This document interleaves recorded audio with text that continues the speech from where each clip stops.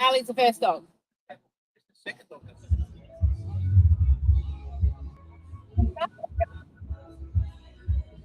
Gary, what?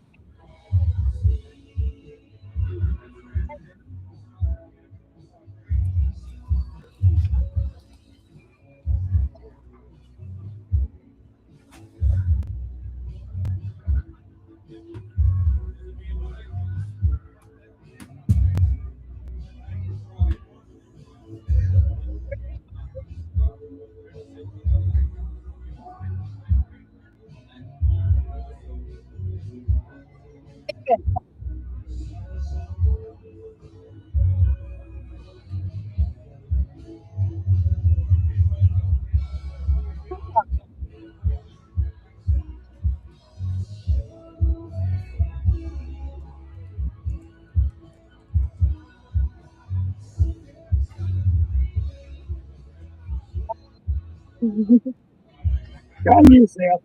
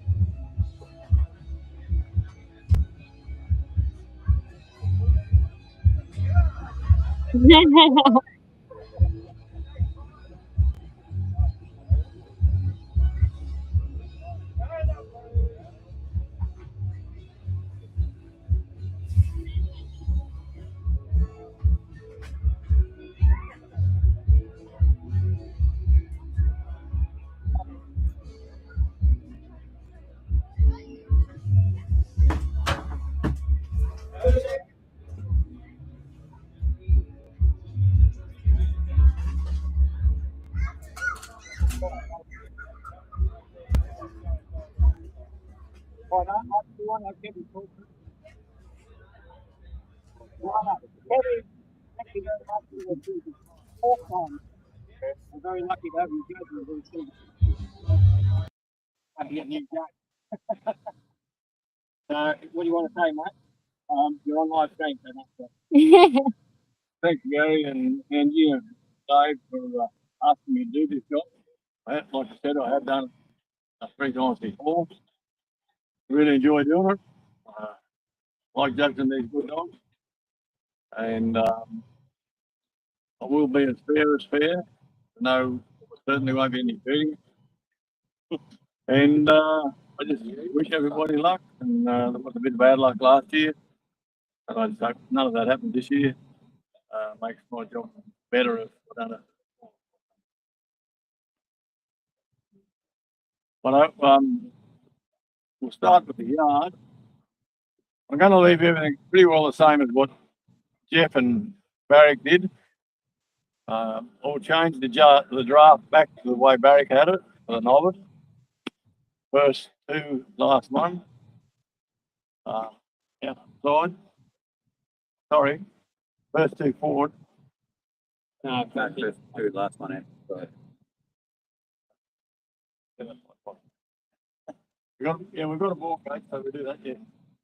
First two out the side, and then the last one out the side. Now, unfortunately, any sheep jumping out of the yard will be disqualification. If they jump into a yard, in the yard, you're going to have to, in your time, get them back out. Be fairly expensive. Points off for it happening. Any serious biting, one warning, and you're out.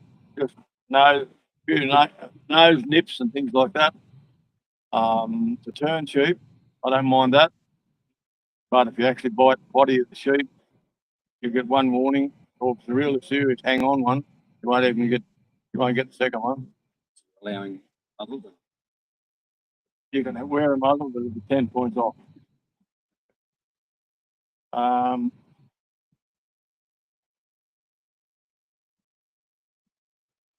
Yeah, I think everything else is the same in the yard, like step back from your gate, same as you normally do.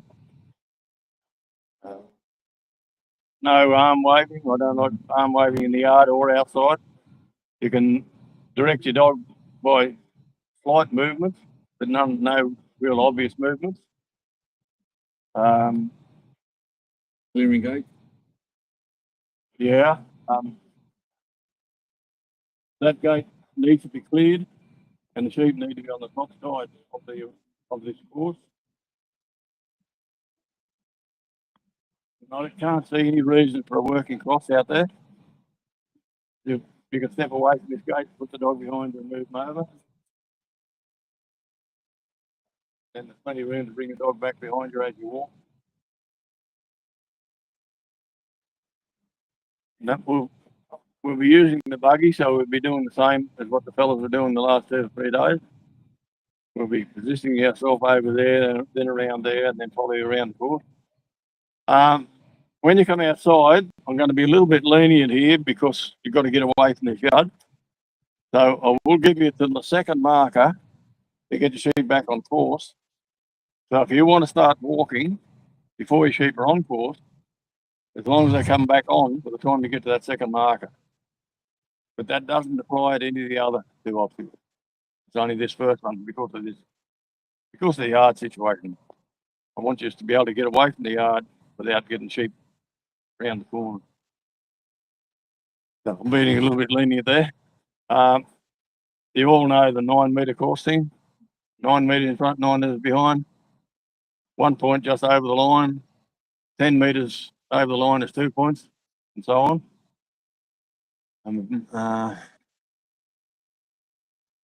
Sheep back on course when you go through each obstacle. I want you to stay in the set until the sheep are back on course for maximum points. If you think you're losing time, you can start walking, but maximum points, I'd like to see them come back on course before you step out. They go through the obstacle, just step in the ring and keep going. Oh yeah. If they go through before you get there, step in, both feet, basically stop for a second and go again. Leaving the first square, do you want us to pause on that? Or do you want us to just step on kick? If they go through it. When we leave. When you leave the car position. Yeah, just basically keep moving, yeah.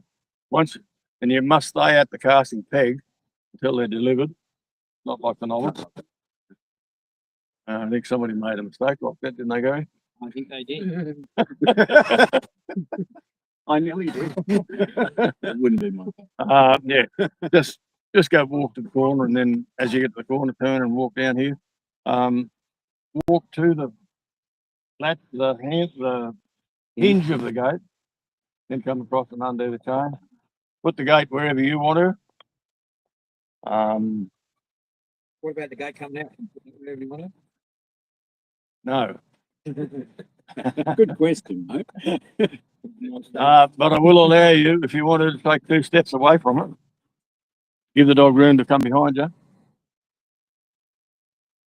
And you can work your dog, of course, when all that's happening. But I don't want anybody leaving the dog in there and closing the gate and then just letting the dog out the last minute. I want the dog out before you start to move the gate. Any more questions? Closing the pen gate. For a brain shot of time, can we run and close it? I don't particularly like people running to close the gate. I'm going to penalise that. Not going to be a big penalty, but I'll take something for it. Not neat and tidy. I don't know what the 3 sheep rules are. What are they, Gary? Yeah.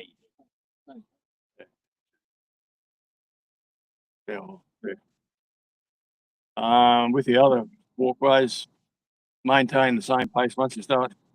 Maintain the same pace till you get to the next set. If you feel you need to walk faster on the next walkway, that's okay, but no running. But don't speed up to block your sheep and then slow down if you think you need to. You've got to keep going the same pace. Make sure the sheep come out the end of the race before you step out of the set. And they're not going to be on course anyway, so you need to put them back on course. Stay in the set and put them back on course.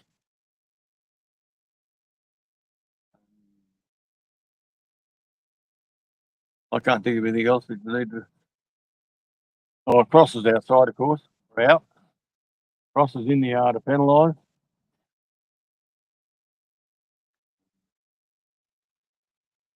That's about it. Thank you.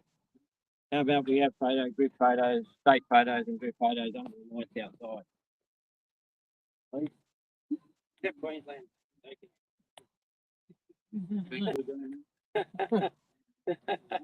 you.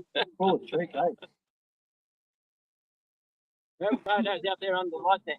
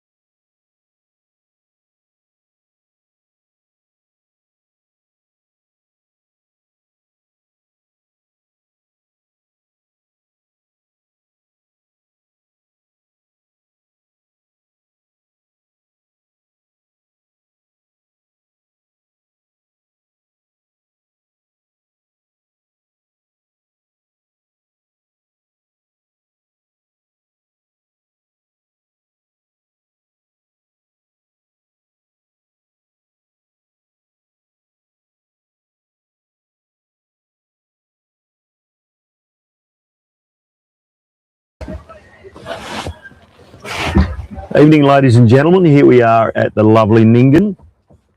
We're at the Kelpie-Co Australian Interstate Challenge. We've just completed our draw and we've had our judges talk, so we're just waiting on trialers and judges to get ready to go. Just when I got all their photos taken down there, Tony. Yeah, we're looking very handsome in their ties, coats tonight. For anyone listening out there, we're very fortunate enough to have the Yard Dog president, Tony Overton, with us up here today, having a yarn. We've got Sally Mack and Nina here in the box with us, doing all the videos, so thank you very much.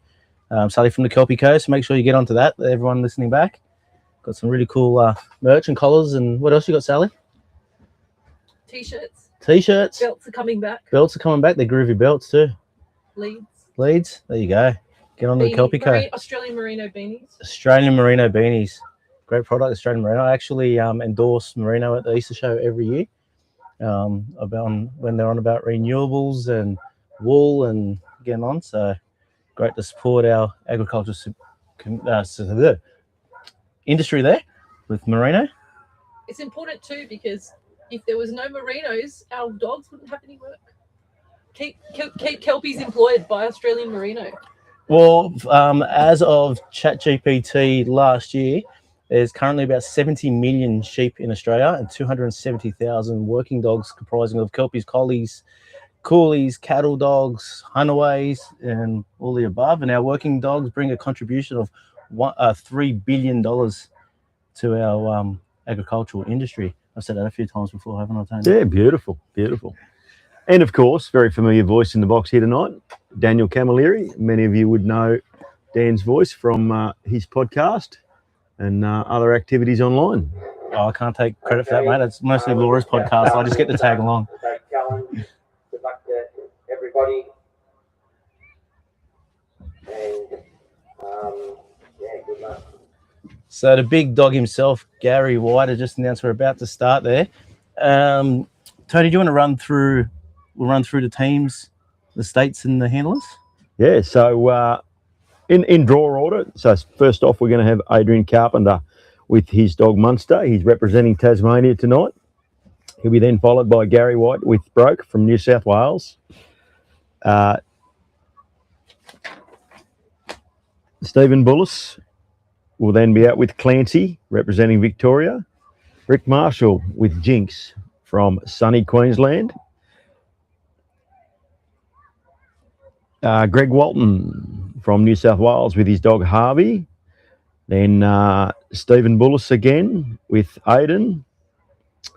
Micah, and he tried to get me the pronunciation with this. Marahara. If I've got that anywhere near close, I'll be going very good with his dog Sprout.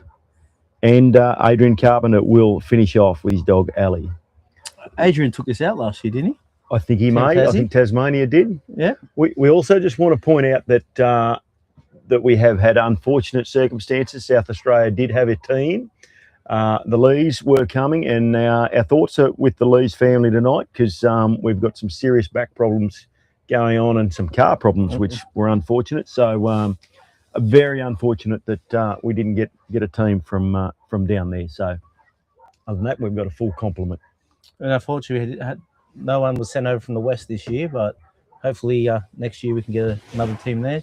Also, and it's such a big commitment from when people from Western Australia come over as well. So it's lovely to see our friends over in the West when they get over here. You mentioned Rick Marshall there before. Yes. Earlier, he just got up in the novice, won the novice there. No more than half hour ago. Yeah. So congratulations to Rick for that as well. Yep. So for those that don't know, we've starting to question what day it is today. Thursday, Friday, Saturday. My watch says Saturday. And then we will be finishing up with some finals tomorrow, top 15 and then the top 7. So here we are. We've got Adrian stepping to the mark with his one of his favourite old dogs, Monster. Monster is just on 12-year-old, so he's very experienced. You won't think about it the way he gets around, would you? Yeah. He is his second owner, Adrian. He actually came up from our way originally. He did too, didn't he? We got very fortunate enough to have Kevin Howell judging the Interstate Challenge tonight. We'll see Kev bounce around in the buggy. And the sheep are out, our siren's gone, and our first dog is sent. A little bit different too. Handlers were working in the daylight earlier today. Dark just changes the dynamics a little bit. Sometimes the calls I find can be a bit sharper. Yep. But sheep have got shadows and there's a few other things to contend with. And the moon hasn't come up either. It's for a bit more light, more than I'd see. Or, sorry, more than we'd like to see. They should become relatively straight down the middle of Adrian too there, Tony.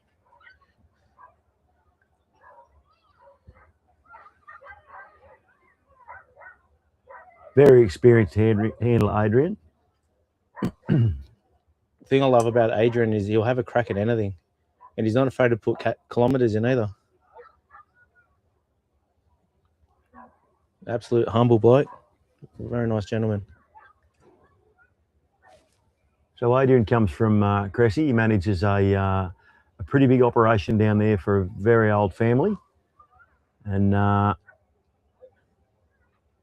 dogs are certainly the backbone of what they do Monday to Friday. So Adrian's dogs, as much as he has plenty of polish on them, they do know how to get a job done.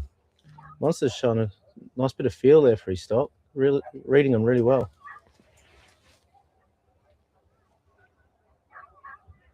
And they're nearly delivered there into our square. So for anyone that doesn't know utility trialing, you'll see there's 4 markers and Adrian's situated in a set in the middle next to that star post. So Monster has to deliver those 3 sheep into that delivery square before Adrian can walk to the left-hand side of his corridor on his way to the yards, which you can see he's doing that now.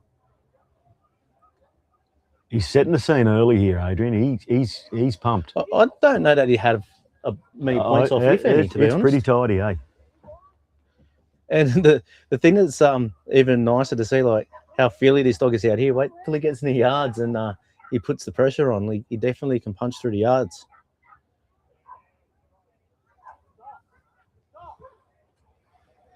So you notice as Adrian walks, there's markers on the ground. So all those markers are 9 meters between them. And for maximum points, Monster wants to keep those sheep within 9 meters of Adrian at all times within that corridor, which is also 9 meters across.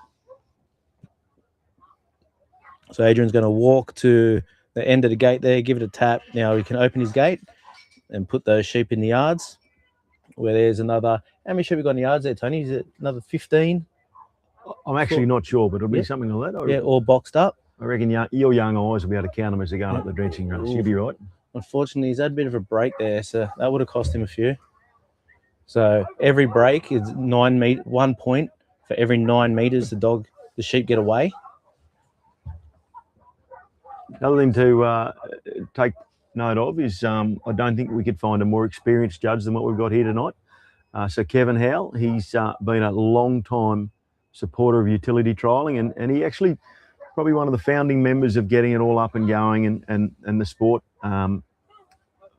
He's probably forgotten more about utility trialling than Dan and I probably know, I'd say. I wouldn't disagree with that, mate. Massive advocate for bringing on new trials as well with the inception of the nursery there many years ago. Bit of patience required here by Adrian. Oh, he's got a looker. Nice work. Other than that break, I think you'll be finding it hard to have a point off him. Kevy's chaperoned by Barrick Parker down there this morning, who's put in this evening, who's had a big effort the last couple of days judging the novice himself and running dogs in the open. You can see now those 3 sheep that come into the yards are out of play, and Adrian's just has sent Monster in there to clear them out. I was thinking Monster, like Cameron Monster for a moment there. So you're going to have to forgive us here, because in the next pickup, as Adrian is going to walk to his force, there's actually a tree right in front of our commentary box here. So Tony's doing his best to gleam through it. We'll just talk about the footy score, I think, the other night while that's happening. But oh, we can cheat here, Tony. Sally's got a screen set up. we can see that. So now we're in full yard dog rules here. So if the judge has said it's okay for crosses, that's okay. But no crosses in the outside area at all. A cross will be ultimate disqualification, unfortunately.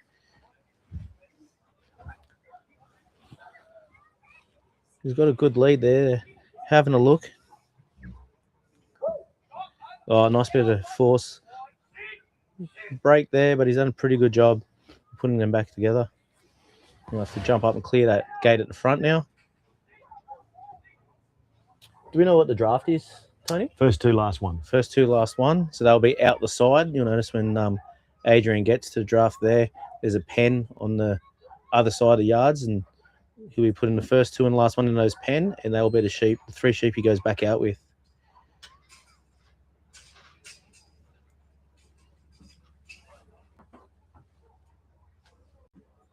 So we've got 9 minutes on the clock there, so plenty of time.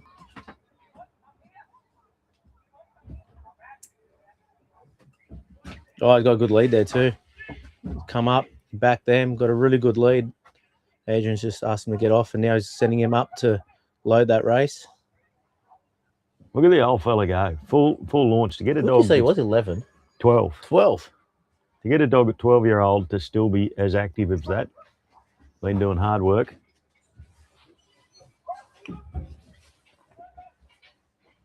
Got a good lead coming out there too. Judge wants him up the front to get them sheep started. So this is all just repetition of what we do at home.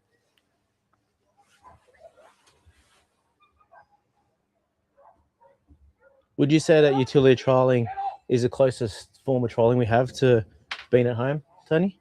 Oh, it's all changing. Depends on your country. I think, you know, we're all getting smaller paddocks and less casting and things, but there's plenty of places you still need a good casting dog to go and get stock out of scrub or over hills and ridges or tussocky country, whatever it may be. So there's plenty of places that are still required. Plenty of places you can't get motorbikes or side by side. So the old dog is just, its value to people is enormous. Monster just trying to get a start there. He just come up and he didn't quite get it. So there'll be a couple of points deducted there for coming up and not getting a result from that action. He's got one thinking about it. Almost looks like a dance He's club. got one backwards there. We've got those LED lights in the draft there so we can see. There he goes. Got his first two out. Monster's given one a little bit of a don't argue. Come on, buddy.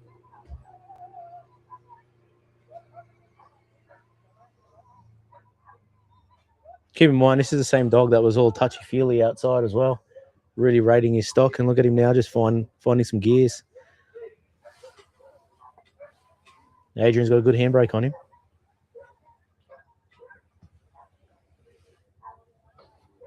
A bit Wyamba monster, yeah? Yeah, Jai Moore bred this dog. Yep.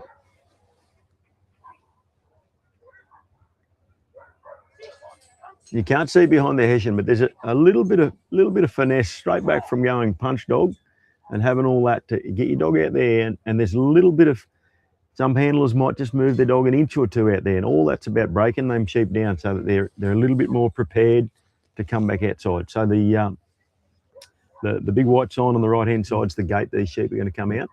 We've just asked the dog to find a few gears, and now we're going, mate, just watch those 3 sheep for us for a little while and lay on your belly for us. So Monster, we're guessing by the Adrian's animation intent here, that Monster may have been a little bit keener than Adrian would have liked. So this here is one of the, probably one of the trickiest parts of the trial, where most people would get disqualified here. Opening that gate and making sure that dog doesn't cross you when you come out there. There was an interesting move. I'm pretty sure the dog jumped out the back of the yard, which that'll be interesting sort of call on what the judge thinks. He was going for the right spot. The sheep is set up nice to come up in the new corridor here now. So Adrian's going to try and block off that left-hand side there so the sheep don't run home, back up to the chute. I love watching Adrian. You know whether he's feeling it or not. He's a pretty expressive sort of bloke. You see, Monster's done a couple of points there. He come out the right-hand side of the corridor. So it would have been a point there. come out the other side of the corridor, so it probably would have been a point there. But there, once he's got him back on, they're within the 9 meters of Adrian. Look at the distance that dog has after he just come out of the yards. Adrian's probably going to have to do his best just to settle this down a little bit here. The dog or Adrian? Maybe both, Tony. Yeah. I know how he feels. I seem to get up. For those that don't realise, the adrenaline that he's pumping through the handler, well, this is how I feel anyway, that the adrenaline that pumps through you while you're out there it might look all cool and calm sometimes, but it's high adrenaline sport.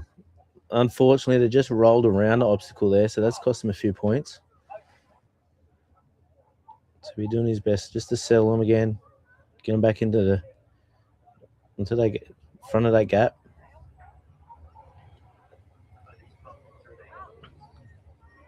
Yeah, he doesn't quite get around far enough on that eye, just to stop him there right in front, so they just slip past. Still 4 minutes, so plenty of time. And the aim is to get to the pen, which is worth 20 points. But there's no good bleeding another 40 on the way there either, is there, Tony? Beautiful job going there. That gap's worth 7 points. He's just going to catch them there before he makes way down his corridor again. If you can get him on course before he leaves his set, and the set is just like a big hula hoop on the ground. It's no more than 1 meter wide. If he gets him back in his corridor as he has there before he walks, he doesn't lose any points. Still 3.5 minutes.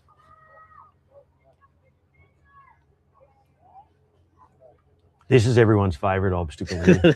He's nearly going to get these sheep to shape up. Oh, they're almost looking like they were going to go straight. They did, didn't they? It's pretty narrow and it's got very short wings on it. I reckon it's probably only about 7 or 8 foot across the front of that at the point of the wings. And probably about 3.5, 4 foot in the middle. So our listeners out there that might not be familiar with utility trialling, so this obstacle here, the race is worth 8 points. If a sheep puts its head past the panel, that's a point. If it comes halfway up the side, there's 3. If it comes right past the obstacle, it's 2. If it comes right past the obstacle, there's 3.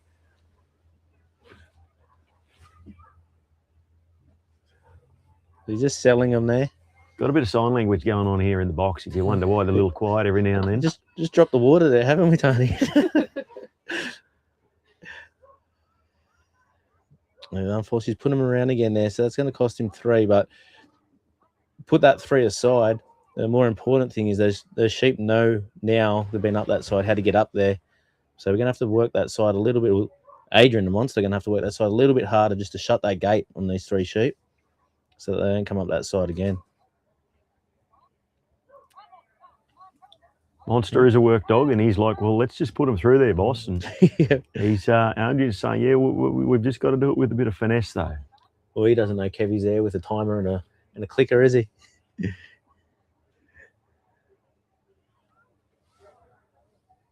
Hear that, Tony? Don't hear that very often when Adrian's running a dog. That's very silent. He has just taken a moment to reset there. He does work very hard on learning to control it. Yeah. And he wears his heart on his sleeve, mate. I love his enthusiasm. I admire it. His passion. Is that the dog's breath? Is it, Sally? Yeah. I'm pretty sure. Oh, unlucky. And time's not on his side here, so it's very unlikely he's going to get to the pen. So might even think here about just saving a few points. So they're broken back there. There's probably, I don't know, maybe 2 points in that. No, Why Adrian's a not? doer, mate. He'll go for it. He'll go for the pen. He'll go for it. The state's on the line here.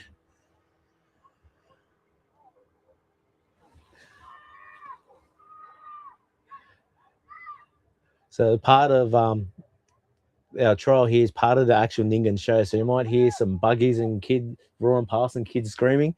That's some kids hyped up on some sugar. Here we go. I told you he'd go for it. He's got it. Oh, there we go. There we go. There's another 8 points he didn't lose. Now he may just try and save as many as he can because he's not going to get the pen.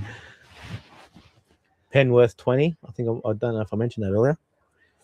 Hasn't And there goes the there bell. goes the bell. Yep. There hasn't been a whole heap of pens this week, Tony. I wouldn't know. Haven't seen it myself. So it's a myth, I understand, but there are rumblings around the camp that you can get there. I only closed So, the gate once myself, yeah. mate. Got to touch it a couple of times though. The gate, that is.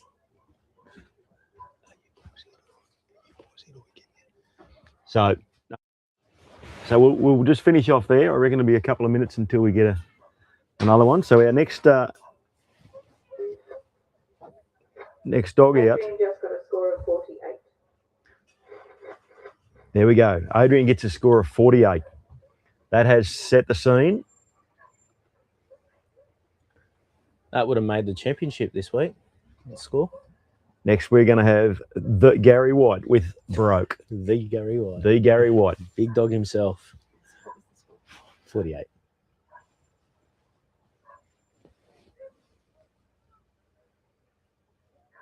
How long have you been utility trialing for, Tony? Today's form too long.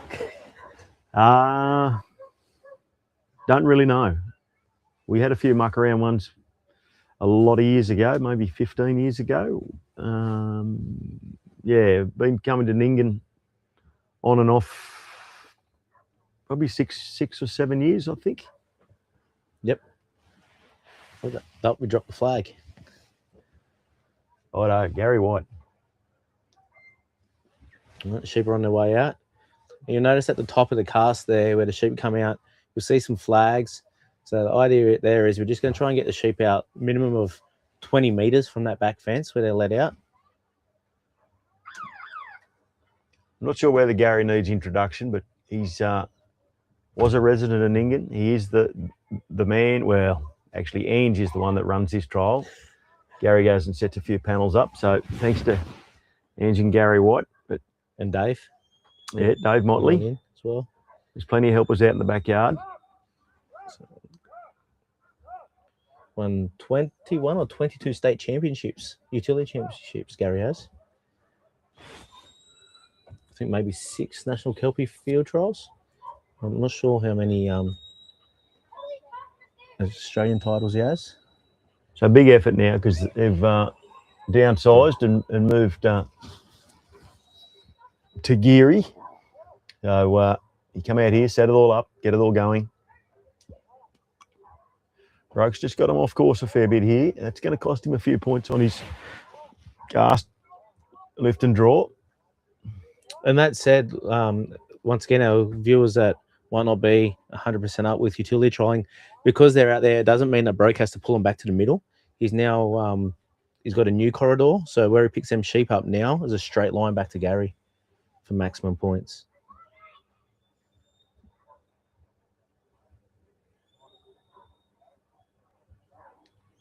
So the state reps too are selected by each state. So each state has different criteria how they select their participants. So I have got runs on the board, all these handlers. Gary just trying to slow things down a little bit there. Let's help Broke get a grip on those sheep.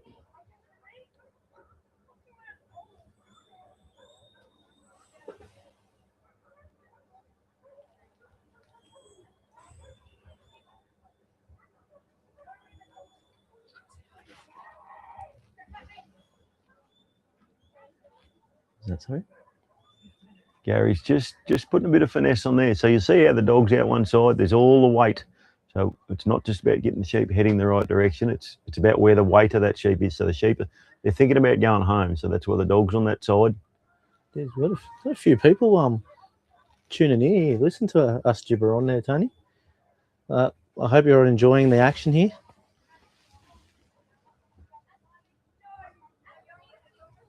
I must declare that we shouldn't be here. We actually should be in the pub. That's why we come dog trialing. It's not all about dogs. It's not. Sun goes down. The social scene is pretty cool. Or a couple of waters broken last night. Did he get them across the corner? or I just- think they come through the corner there, mate. He must have. He's just on his way. So if you can see there, Gary's just using broke to just try and hold those sheep up, so that way he doesn't bleed more points in meterage. And as he does, he'll probably just try and bring him around and tickle him back into the corridor.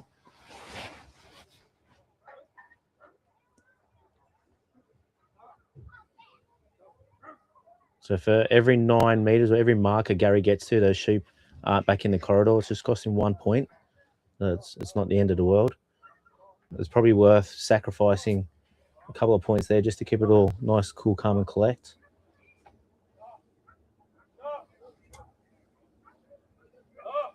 Broke's rev. Broke wants to go. He wants these in the yard. Look at him.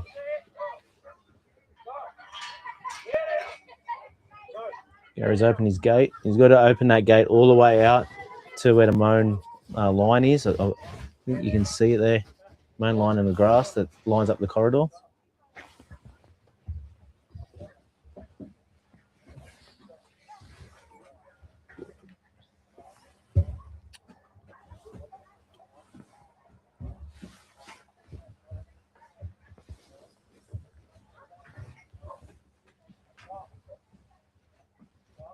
Just going to try and roll them around the gate.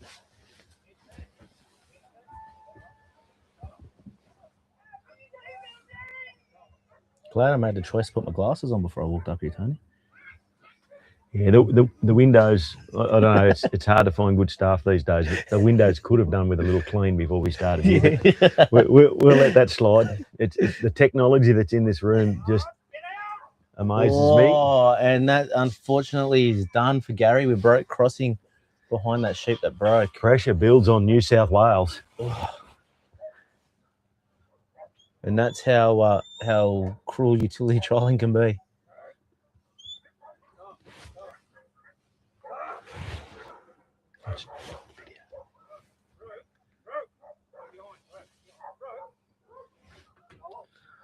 Oh no, that's very unfortunate for Gary.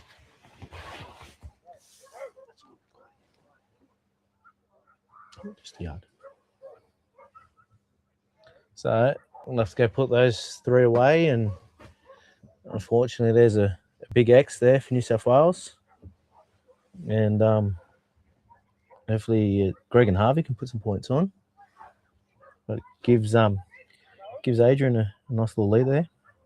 So next on course, we're going to have Stephen Bullis with his dog Clancy. Stephen comes down from Lara, which is just outside Geelong, for those that don't know the locations. So it's interesting how people get into this sport. I was having a chat with Stephen earlier and said, how did you get into this dog trialling business? He said, well, he was a builder. His family's had a building company for years.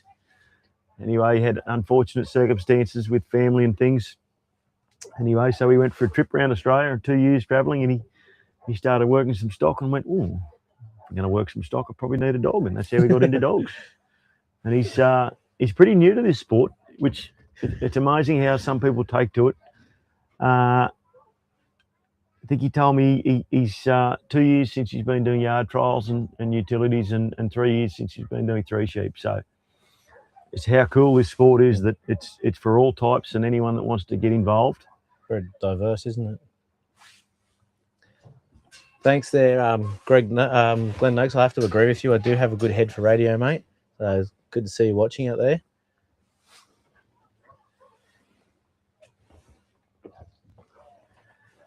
We've got a few of our spectators out there around next to the. Is that a fire burning out there? No, you can't see the fire going, but they're all over there. It should be. There was about 40 litres of petrol put on it trying to get it going tonight. I don't know. These Western fellas cannot light a fire. I know. Stephen's got to his mark. Well, you can see the smoke up the back coming from the fire and the let out. Big thank you to everyone that has got in the let out too over the course of this weekend. It's a big job letting sheep out all day. So we started at 8 o'clock, and what are we now? We're at 7 o'clock now, and we've been rolling all day. And a lot of our competitors, everyone gets in there and has a go, and many hands make light work. Take care of all the heavy lifting. Those sheep have come out real nice there too, Tony. They're settled. Real nice spot. And away we go. Time on. Choice whether you can send left or right. What was your pick? Well, this week. I had the fortunate, about the only thing went right for me all day, I think. The fortune of a pug coming to join me while I was running a dog. You did too. And then it multiplied. There were 2 of them. 2 pugs. I sent right for the first time and I went, well, that didn't work. So I got a rerun. So I went to the left and it actually turned out a little bit better for me. But only took about 3 hours to catch that little dog too. I did have him in my pocket actually, and I dropped him out because it was going fairly pear-shaped when I dropped him out. So here is a pickup. Look at this, straight down the middle. They come really nice, haven't they? Stephen's big black dog, Clancy. Oh, they're just starting to challenge him a bit now. Just playing a couple there. He's going to put them back together nicely by the looks of things. Just going to trickle them in the corner. And they're delivered. Yeah, just trickle them in the corner. Just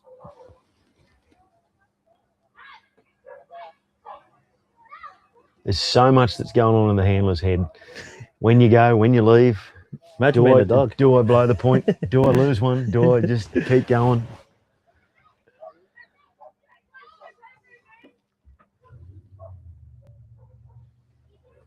Just drop down to this bottom side here.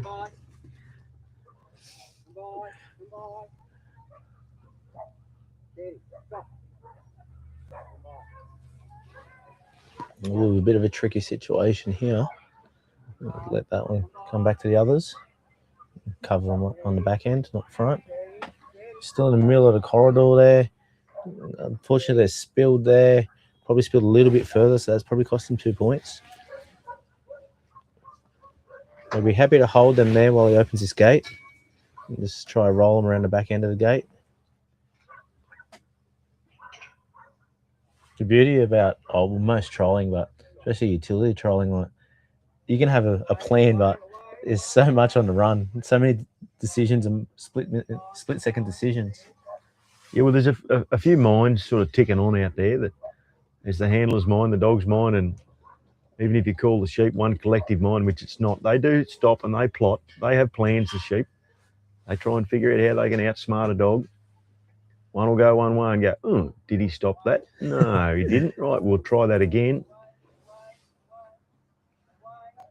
So Steve sent Clancy back here to bring those sheep out to box them up with the 3 we just brought in.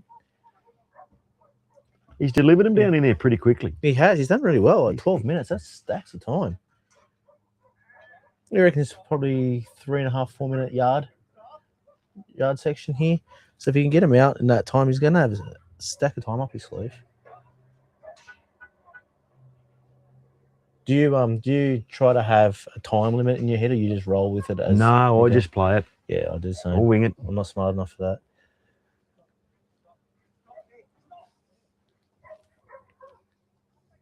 The judges or Kev would have asked to have those sheep on that top side of that ring as well before we leave that point to go and open our gate for our next forcing pen. So Steve's done that.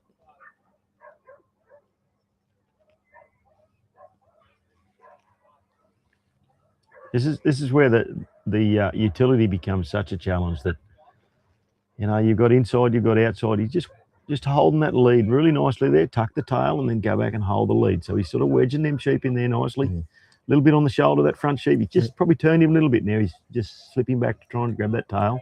And they've been milling that way all week as well.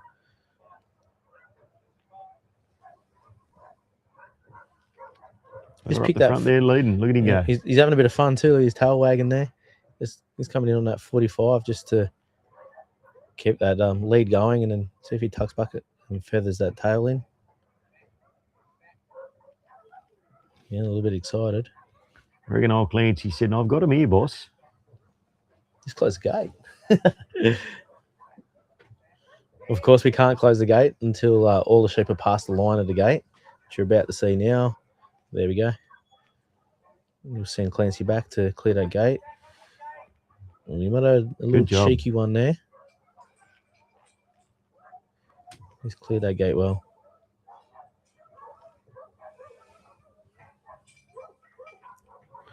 Must be dinner time for some dogs up the back there. That's probably mine, barking, carrying on.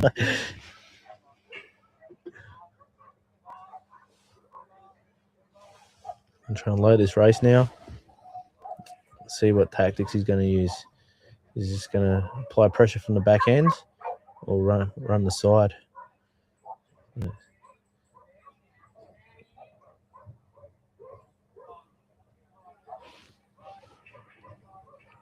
How's your sheep counting skills? Did you get a head count as they went in? Yeah, I think Sally's all over that.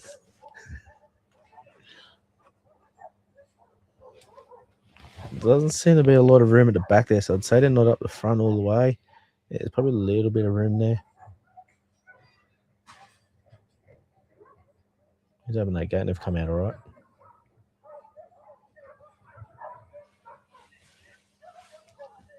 I just love the rough and tough I stuff, was don't just thinking the he same. just got a little jump on the head by a sheep there, and he's like, yeah, bring it on. This is cool. We can't make them do this, right? I love it. There has to be a need or a want to do it. If he can come up, bit of bark. Hurry up, Stephen. Get the gate shut and get them open, boss. Well, someone was having a bit of a giggle down there.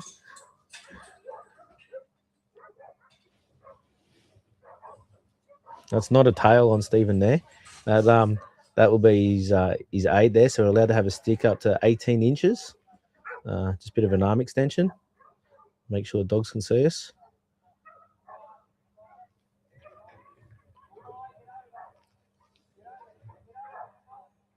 Stephen's just trying to find a leader here with Clancy.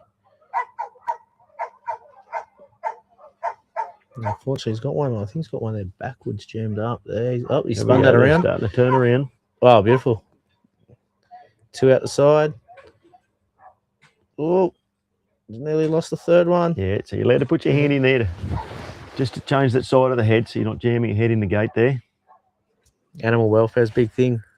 Tony, we want to look after the sheep here.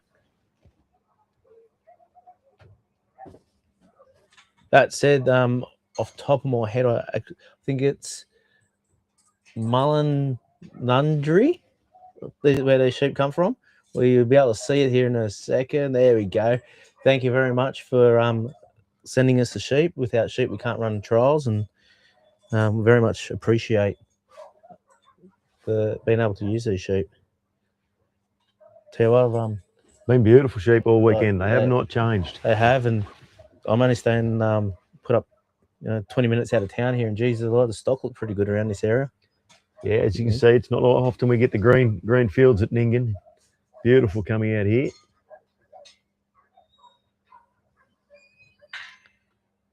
Ooh, I reckon he's got all his gates shut. Just on 7 minutes here now. Bit of finesse. Here we go. See how he goes. There's a few little tricks on this gate too. You'll see some handlers might just drag that gate a little bit, just so it has a little rattle. There we go. And even when you're shutting it, depending where your sheep land, you might want to lift it so it swings without making noise, or you might want to just give it a little shake. There's a lot of little sneaky things that handlers try to adopt to try and just get the little bit of advantage. That's all part of the stockmanship. You can see there as Steve was closing that gate, Clancy put those sheep back into the corridor, so he wouldn't have lost a point there because he hadn't walked yet. Well, unfortunately, just going to lose one there.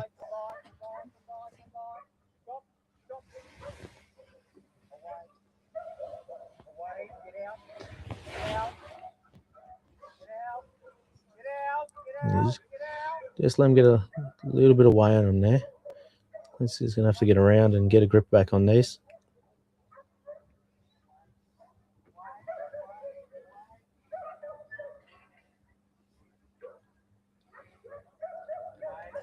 I reckon the boys in the swag might be fairly chilly tonight by the look of the vapour coming out of the front of the dog. You see that swag in the middle of the paddock this morning? Someone had a cold night. Oh, they're thinking about. Oh, that was nice. Just got to get them so they start to think about that gap.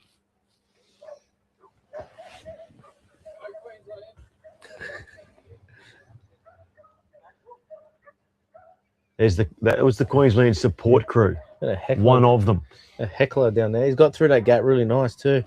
And if he's able to catch these here and put them back on course before he walks, like I think he has. Yeah. Yep, he wouldn't have lost the point for that either. Some real nice work. And they're just about to drift off that corridor a bit to the left there. See what Got happens. a mile of nice. time left here too. Stacks of time. That's really nice work. Those sheep held up really good. I expected them to take off past that obstacle. Probably just you held. jinxed him, mate. You Yeah, jinxed it him. probably held Clancy up just for a moment too long there.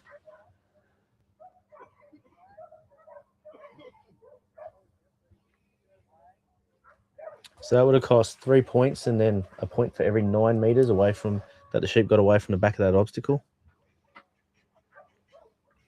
And it's not costing any points here until he gets them back into the corridor again. To there. That one's going to walk through.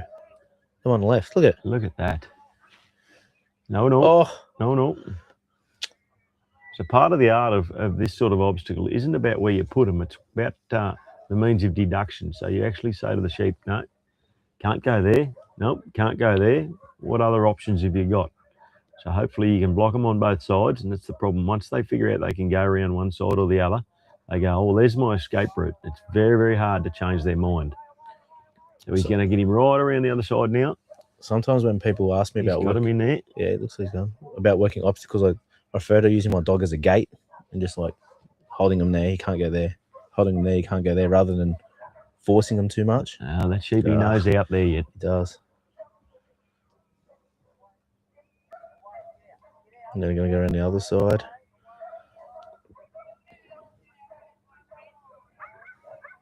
One of the heartbreaking things about this game is that the longer or the more time you've got when you get out there, if it's going pear-shaped, Feels like an eternity. you're just losing points. They just keep peeling them off you.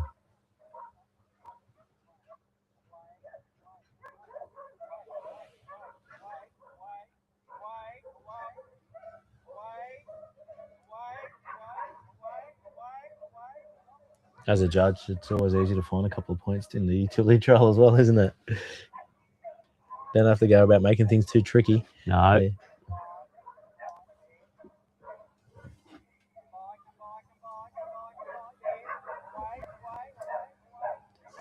Doing a great job with these cameras, Sally and Nina.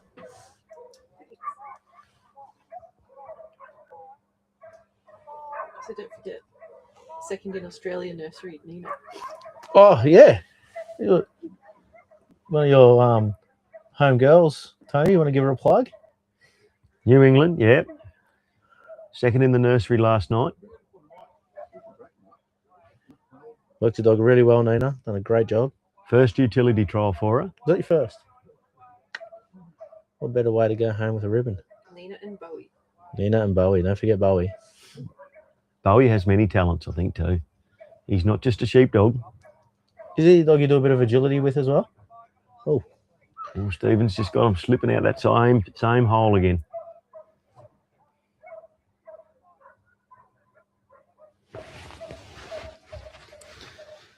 Jeez, that's cruel utility trial. Just over a minute left.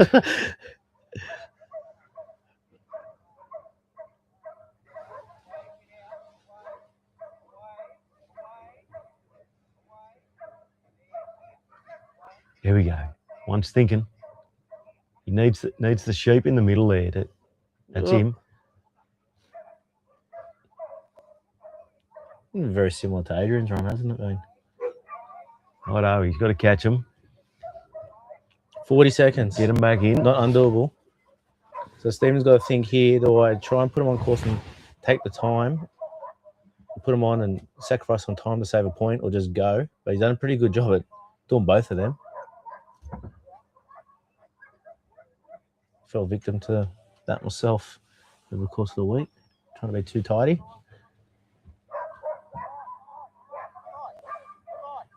He's going for the pen. He is. He's putting So, the big so ones some in. handlers, I'm not sure whether Stephen wears a timer.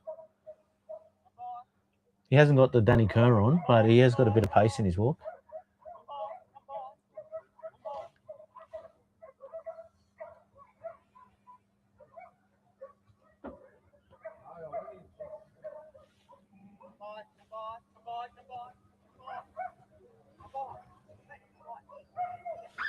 Whoa. Jeez, he's done well getting that far. Can't believe I could say go Victoria. It's all right. They don't play State of Origin, mate. They do, just that other sort. Look at that. Give his dog a pat. How nice is that? Nice little moment there.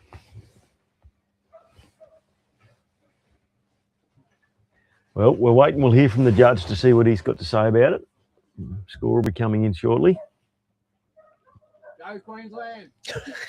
The hecklers are back. It's Rick himself. Stephen just got a score of 34. Well done, Stephen, representing Victoria. Well done. 34. He's on the board. That's what counts. 34 in front of New South. Shh. Oh, no. Only a few behind Adrian. Righto. Who we got up next, Tony? Rick Marshall. We've got Rick Mark. Rick Marshall and Jinx. I'll carry on. The mic's gone off, but been working great all week. Yep. Queensland. So Rick comes from Bow Desert. And you notice we take both types of working dogs here, both Border Collies and Kelpies. And Queenslanders. We mentioned before, Rick freshly coming off the novice win this evening. Rick's been three shaping for a number of years, and Queensland started up a utility and yard association some maybe 3 or 4 years ago. And he's been a integral part of that association. So we're just waiting on the sheep getting set up. Wait for the judge to ring the bell. There we go. We're on. Nice big wide cast. Send him right. Richie's Jinx.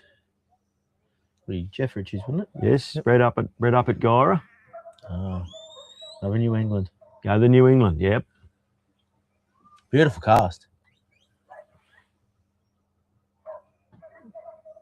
So in utility, a little bit different from three sheep trialing is they don't necessarily have to get to 12 o'clock.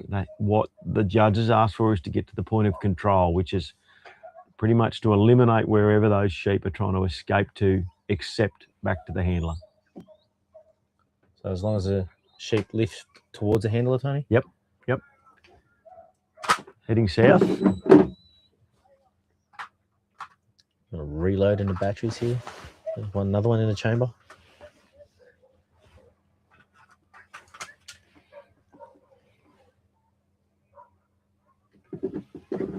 The big dog too, Jinx. Yeah. Seen him out there earlier. Yep. Right there.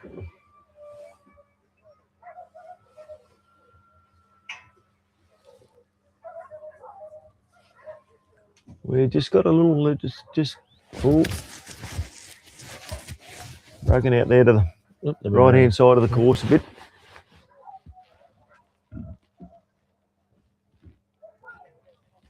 And the other big difference between a field trial and here is that the same sheep in a field trial, you get to have to put them all the way around the course. So three sheep, and they spend a lot of time breaking those sheep in so that you can handle them for the rest of the course. You may not get these three sheep back after your draft. So sometimes it's a challenge to say, well, I just need to get them in the yard as tidy as I can, but not worry about breaking these three in. It's actually breaking in the next three after your draft is more important. On the way to the first obstacle. On the way to your first obstacle, yep. They're nearly delivered there. Couple of toes need to get across the line. There we go. Delivered now. I don't know whether he... Now he has got them, yes. The challenge there is that the sheep are parked right where Rick needs to walk. So he can start walking and he can move them sheep, but those sheep may get startled by Rick's movement. So he's just choosing. He's going to bring that dog around. Just see if those sheep want to just walk off nice and softly for him.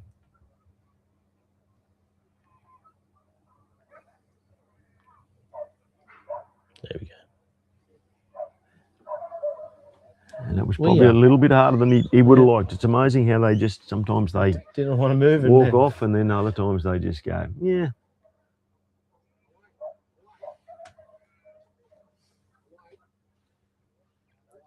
So Rick's just going to try and put them back on course into the corridor there as he approaches. So he started walking, so he can't stop walking. He needs to maintain the same pace as well. And ideally you want them on your right-hand side to make it getting into that gate easier. Ladies, I have to say I'm very impressed with all the sign language and how either of you know what all the hand signals mean. 'Cause I thought you were like doing a bit of kung fu for a moment there.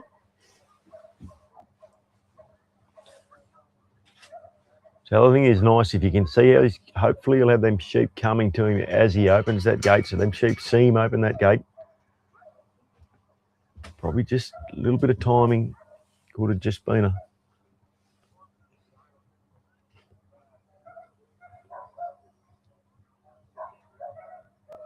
It is a sport of inches. It is, he's got a lovely feel, this dog.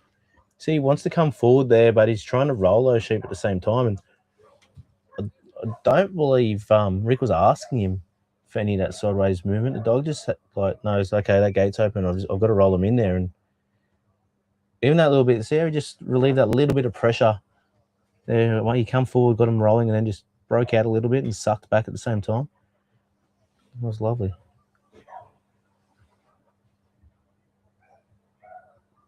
Yeah, got one here that wants to take him on now.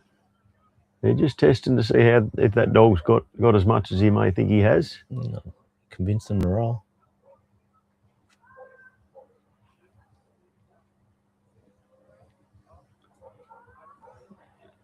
He had a quick look at the gate, that sheep, as he went past, but he's not convinced about it.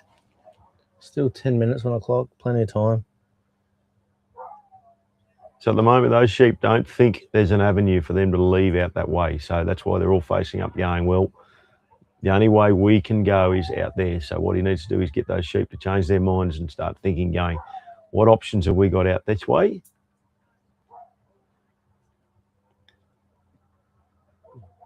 That sheep's just facing up to that pressure.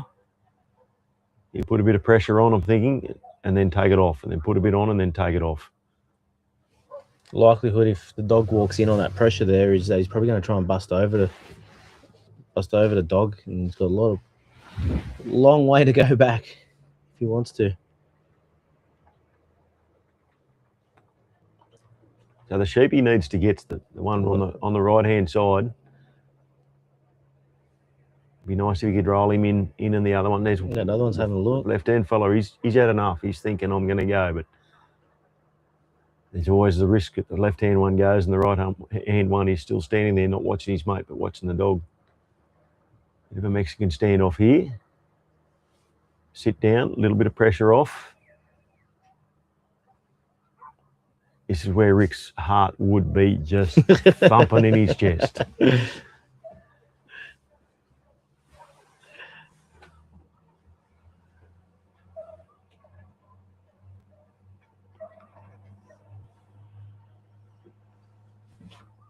So generally dogs that are of darker colour, sheep tend to come off them a lot easier than the lighter coloured dogs.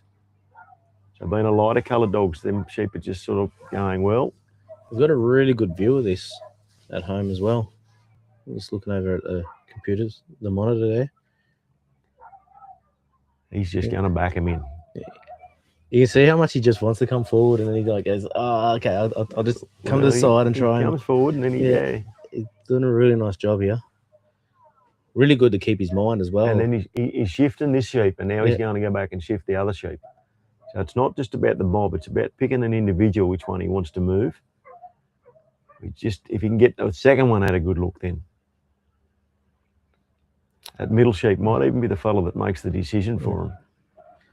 Oh, well, hang on, we can go somewhere. They've just said, oh no, yeah, bit of a don't argue.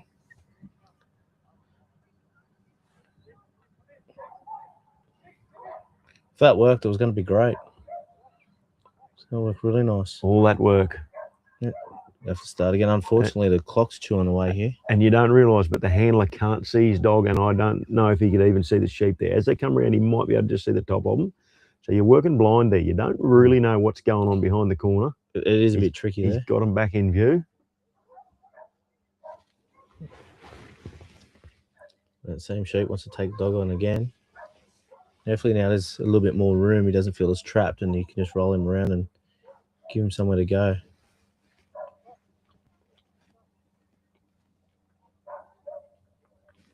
Here we go. Got some shape now. Can he keep the shape? The bad sheep, the one that was taking him on, is the one on the left-hand side now. So he nearly needs to get the right-hand one and roll him round in front of him to just push him in.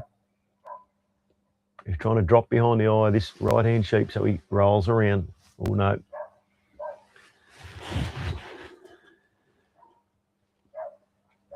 So the one that broke on him is the sheep in the middle, and he's just not too sure now. He's back out on the side again. Yeah. He's sort of like, well, hang on, that dog gave me a little bit of a rustling. That's him there. Ooh. Oh.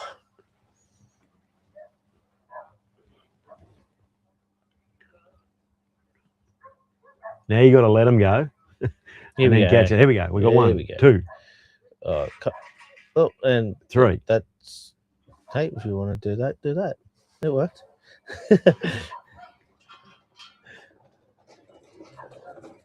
That will be frowned upon by the judge. He will take a few points for that. Not very often you see him jump into the yard. Normally everyone jump out of the yard, and that's probably DQ. I'm not sure. You carry on. Carry on. Yep. No, I mean out of the yard. Oh, out of yard, yes. Yeah, lost sheep out of the yard lost is a sheep, DQ. But if they jump from one yard to another, you just carry on, but you do lose a lot of points. Actually, that happened here in New South Wales, I think last year or the year before, actually, unfortunately. Yes, it was. Morris. And Kev, I think it was actually at this event, at the It was, yeah. Interstate Challenge. I had the chaperone job that year. Well, he's just got to get them sheep and get them across to the left-hand side of the course there. Danzu He just gets Jinx up there. coming in now. He's got 5 minutes. I wouldn't be at all surprised if the sheep that's on closest to the camera there is the same sheep that was giving him trouble outside. He's got him wrapped up. You might be able to just wrap him up amongst all them other sheep and just hide him. Otherwise, you're just going to keep coming out and giving him grief. So time's unfortunately not on Rick's side here, but at least if he can get through the yards, he's going to get himself some more points. Get the Queensland team some more points.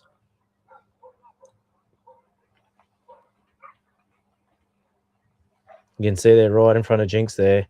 You can see the Enduro sign there. So I'd like to thank Enduro for their sponsorship of this trial. Without sponsors, as I mentioned before, with Mullingunjuri, we can't have trials without sponsors. We've got Tony Walsh down there as well. And, I'd love to know the whole list.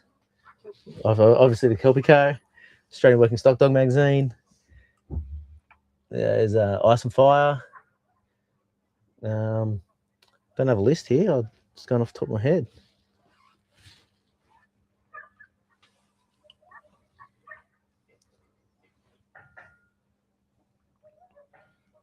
I'm going to try and roll a lead around here. So here's where you see the challenge of utility. Very, very nice dog outside. Just, he'd probably like a little bit more punch here in the yards.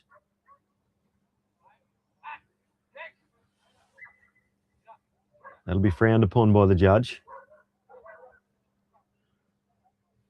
That sheep might punch forward. Might just make them all Yeah, he get might in have there lost now. a few, but it might save him a lot. That's all the decisions you make as a handler. Well, sometimes the dog makes the decision for you, but Just hold on tight. yeah.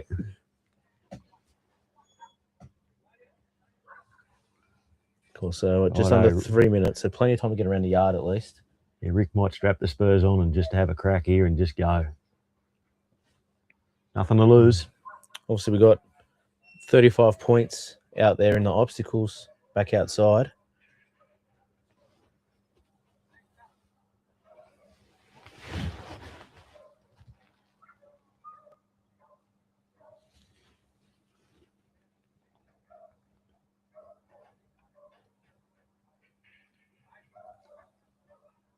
Jinx hasn't done a lot wrong in this run at all. No, no. He's working his guts out. Just the time. That's yep. Just had a sheep that decided that wanted to take him on. You can see here Rick's decided to work the side of the force rather than just go at the back and send Jinx up and try and funnel them all through. To try and string them out and find the leader. Just got to get one to turn his head and think about going up there.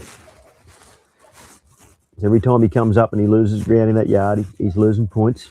Every time he comes up and attempts to get a start, he's losing points.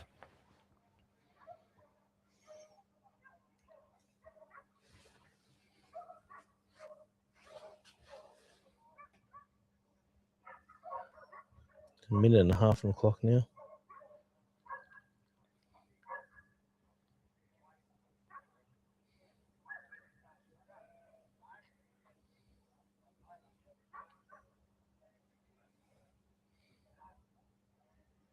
Here we go. He's got a head on the right end anyway. Can he come up and put a bit on? That's it. A little bit on them, that second and third sheep. Gets a start. They just don't want to move off him, do they?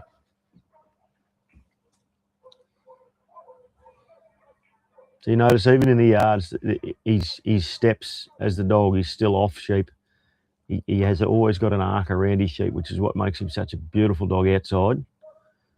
And he's not stepping into his sheep when he gets inside. You don't need to try and get up a little bit further than that to encourage those front ones to go forward. And obviously, every time the dog backs a race here and not a lot happens, it's a bit of a failed attempt, so it's costing him points as well. I know, he's got a nice platform there. Hopefully he doesn't fall down in that hole again.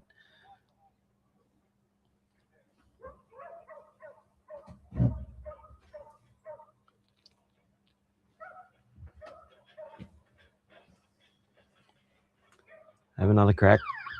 There we go. Time. That's unfortunate. We're still going to put some points on the board. Yeah, still get a score.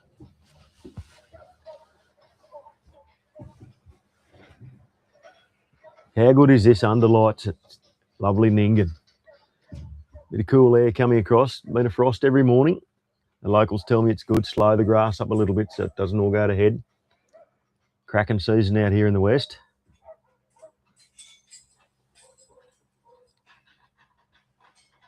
I'm just listening out for a score here for Rick and Jinx. I think they'll just try and draft 3 out before give the score over to the office over there.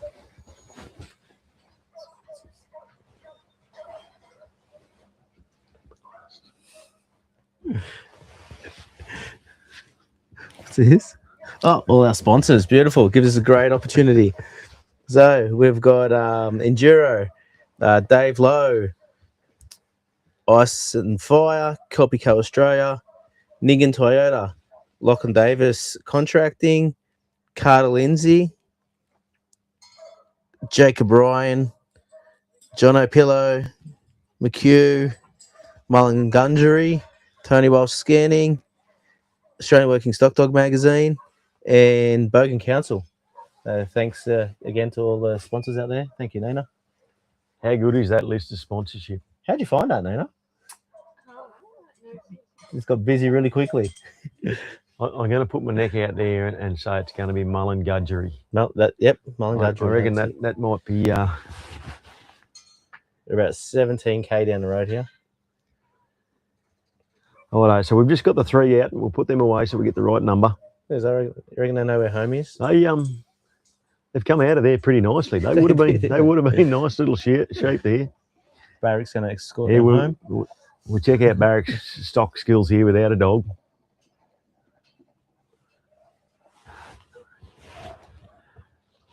Righto, so next on course, we're going to have Greg Walton and Harvey.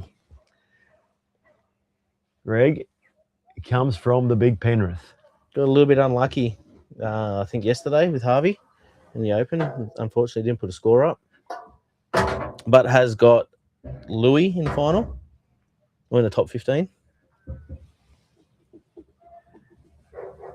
Greg is another one of our. We just got a score through for Rick. Unfortunately, he got a duck egg. 0. Duck egg. There we go. Next up, It's a heartbreaking sport. That's why we keep coming back. We just there's always room to get better. Yeah. And he's got another dog yet too. we've got representing the mighty state of New South Wales, Red Wolf. Never fails to get that little those little jabs in, Gaz, does he? Whether it's for his Dragons or Go New the- South Wales. Go the blue. he makes sure he always gets those in. Greg is a very cool, calm customer On the outside. on the outside. So Greg actually isn't in the rural industry. So he's had businesses in Penrith region. Understands how minds work, mate. Is a Yeah. preschool teacher by trade. Had childcare facilities, so he's used to dealing with kids and dogs. And he's great for a bit of banter. Love having a bit of banter. Righto, we set up. We just got the sheep coming out there. Very accomplished utility trailer and yard trailer. And 3 sheep trailer. Has won a New South Wales Championship yard. He has. I think he's come second at the New South for 3 in New South Wales Utility Champion, 3 years in a row. He's good at bridesmaid. Him and Gaz battling it out at the top at the moment for the New South Wales Utility Handler of the Year. Be pretty hard to catch. But all the pressure is on him for the interstate challenge. 'Cause But Gary- It Yeah. is. Gary has loaded him up. Mates. Typical Dragon supporter.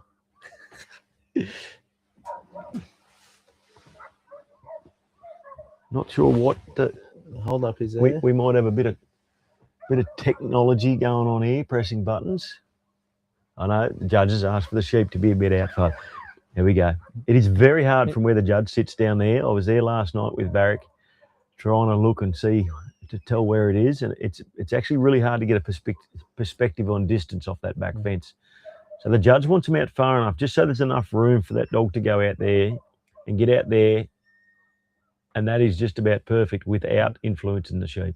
They're having a good chew when the sheep come out. Like, Just like have a nice nice and little settled. nice little introduction to say, hello kids, I'm just a nice little fluffy dog who's going to look after you if you comply. He's a very nice dog to watch outside Harvey too.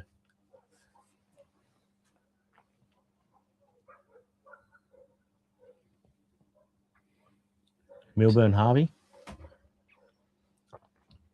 It's hard to believe how quiet these grounds are. We've had tractor pulls and helicopters and bands, and we've had the whole lot here today.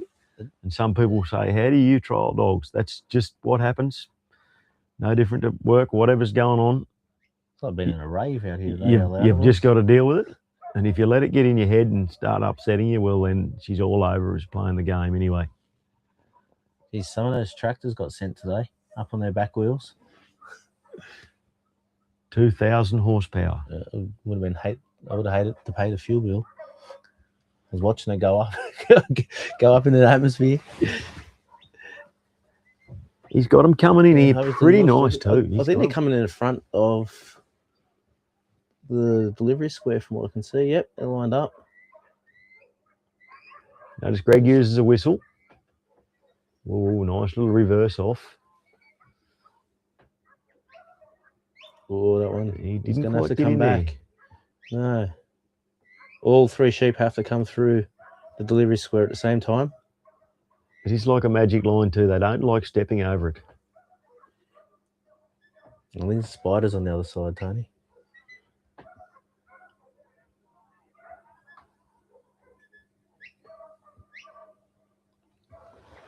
There we go. He's Delivered got him there. in there now. In the same spot, Stephen too. Same Right old in that story. corner. Let's just see how Greg plays this. Will he? Yeah, no, he's made the Yeah. decision. He's going to just see if he can't get them sheep off. Out He of his might line a just little bit. reverse those. Look at that for skills. Yeah, reverse Harvey off and push those sheep onto him. Really cool skill to have. Trick when we're educating this on the young dog is not to keep pushing the sheep over the dog. At the end, if you're doing something like this, letting the dog push the sheep back over, draw them back towards the hander at the end, not just giving ground all the time. Far too complicated for me, mate. He's, Just send them. I actually got from the gap to the race today, doing exactly that, just reversing the dog off the whole way and flicking it left to right, and just enough to get down there. Geez, he's light on his front feet, Harvey, isn't he? Yeah. It's interesting for however long I've been in the industry. I can honestly say I don't think I've ever put a reverse on a dog at work. So this is for trialing. This is just games to be played. A lot of Kelpies, they love to step in and shift their stock. So that's why he puts it just to put a little bit of relief on them sheep. So sometimes when they're coming in, you'll see the head come up on the sheep. And then as he backs them off, the sheep's head drops going, oh yeah, nice, just to relax him a bit. And that's good. He just got a little bit of relief, and Greg actually stepped out to give the relief on the front. Yeah.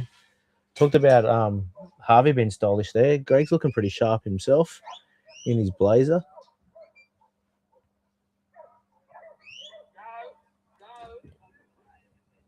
Oh, and unfortunately, What's the call? that is a Where is the cross, I judge? think.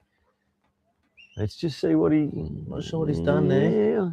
Ah, the judge is from New South Wales. We might have a chance here yet. There is a possibility. We got pretty close. I just seen the buggy pull up. That's why I thought Kev might have. You got to remember, it's from the judge's perspective. Yep. Oh, well, I think we've got to carry on. Well, and that sheep actually went and jumped back in the pen with the boxed up sheep. Oh, whatever happened, it worked. Sheep ran straight in the yard, and we've got 10 minutes. I dare say he gets to continue, but there may be a few points. It would have cost him a fair few, I'd say. What would Kev say if he was sitting out there watching as a spectator? There'd That'd be be a bit of discussion going on in the little golf buggy down here. Righto, back on. Greg's regrouped.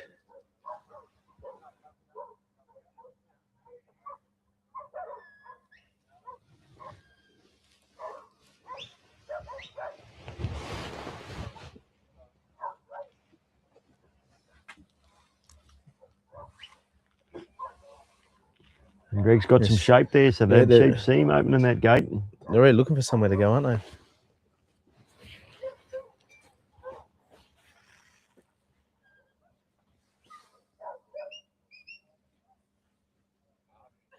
This would have cost him a couple there.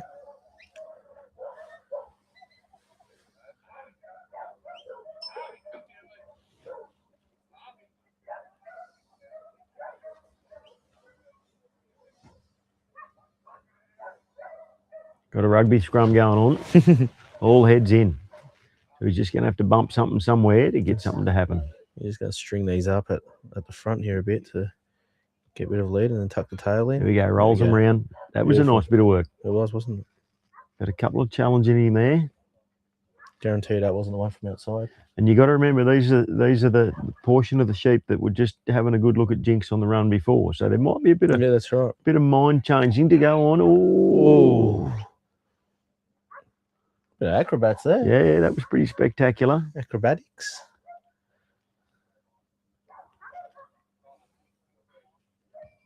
That's all part of the dynamics that those sheep have gone around again. So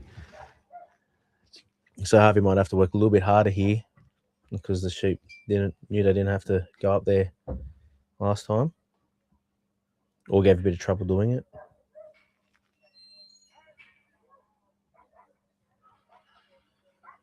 New South Wales heckler down there now. Oh, she's high stakes, this. High stakes. No Calcutta this year. Fair bit of pride on the line.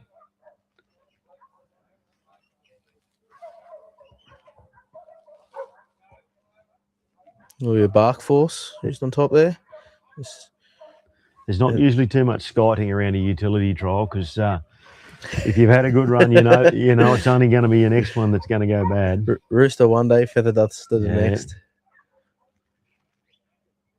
Greg will send Harvey up here, I'd say, to make sure those ones at the front go to the front. Just like that. That was a nice bit of work. It was lovely. And notice that dog's standing up as he comes back down there. That's what gets him packed up nice and tight. Deep bark too.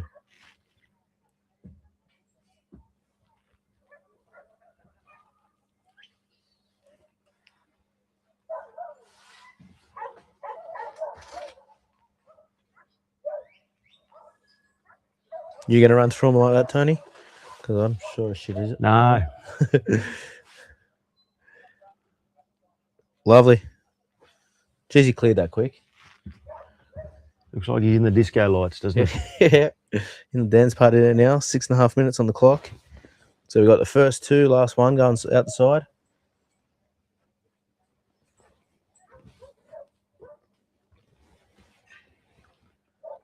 Cost him a bit of time that sheep breaking outside. Yep. Got all his gates ready now.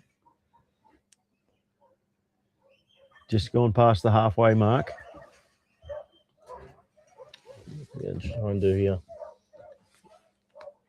Bring it up the top and oh, lovely.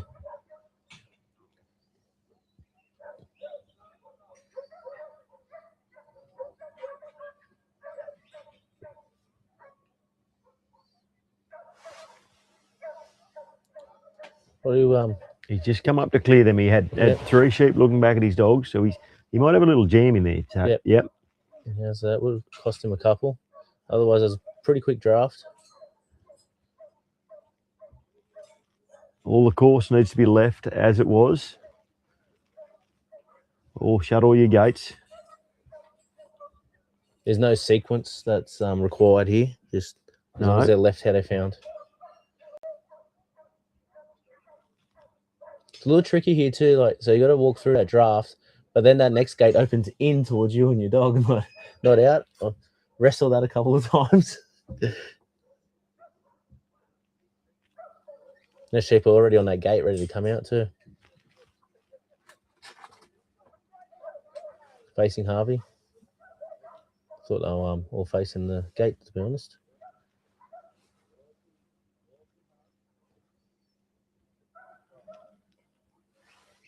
They're going to spew out beautiful into the corridor there. It's Greg's reverse and get off whistle. He's just going to work a bit. He brought them sheep. Ideally, you probably don't want them back on that fence because it's just fraught with danger. Because now they can pop around the other corner. No, he did that nicely. And got them back in the corridor there. He Right on actually- the edge of the corridor. Actually got his walk, timing on his walk was really good. He That's played to actually block himself. what actually got the sheep coming off.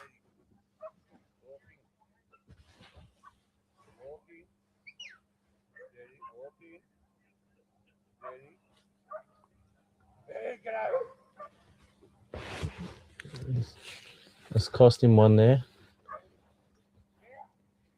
And he probably got him back on before it cost him another. It's going to cost him another one though, unfortunately.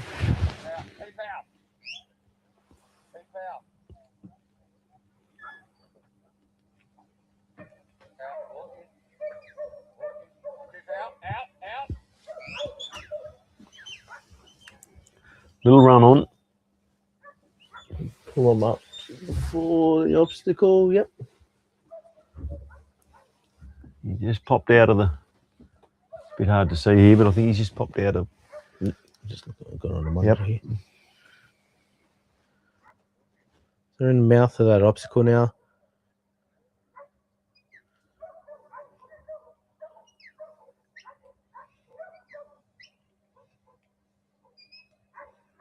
Here we go. Straight through. No. Just look at that lined up there for a moment. He's done a nice job. He bumped one side and quickly come around, bumped the other side. Had it coming. Oops. So we'll just see how he plays. He's just trying to push, that fella. So he's got to come around and just see if Roll he that can sneak outside that. one in. So that comes.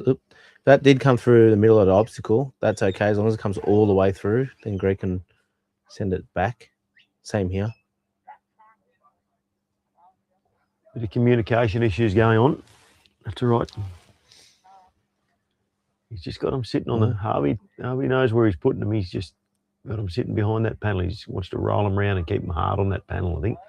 Here he comes.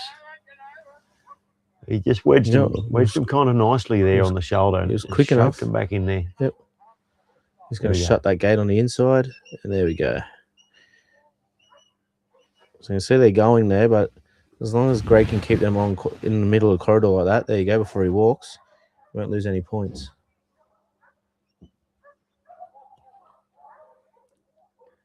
Bit like the lights at the MCG here, isn't it? Yeah, there you go. Good shot there, Sally. Was that set up?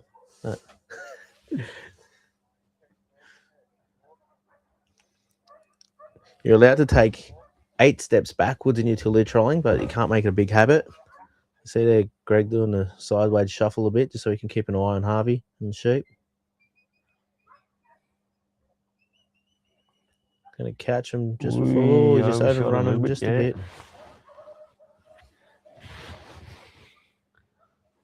Well, catching him like that gave Greg the opportunity to. I don't think he's got past the obstacle. I think he's just on the side there. I think you're right. So he's no loss of points there. If he brings him around here. And part of it also is that once you put them through the gap nicely, the sheep start to learn. People say they're stupid, but they start to learn that there's safety if they go into an obstacle, as they have done there. That was sweet. Sally got a really good image of Harvey there. He looked like a dragon, just blowing a heap of smoke out as the colds just set in the last half hour. So the mindset of them sheep are now going, oh yeah, we get safety and we get left alone if we go in beside them panels. So you hope that if you can look after them, by the time you get down to the head of the pen, unfortunately, he's probably going to run out of time. That's but all right. There's an element of safety in there, right? Like it's like, oh, we get away from the dog here. There we go. There we go. Finally, I can breathe relief. New South Wales has got one on the board. So we've lost the pen there. So lost 20 there straight up. So scores out of 80. I'll get that for you in a moment. I'm just going to steal a little bit of that savoury cheese over here, Nina, if that's okay.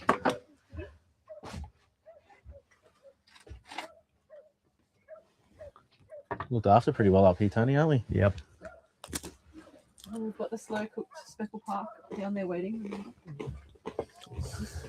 Put that on about 10 o'clock this morning, didn't you, Sally? Is that Kelpie Co? Kelpie Co Speckle Park? Well done, Greg. Kelpie Co does everything.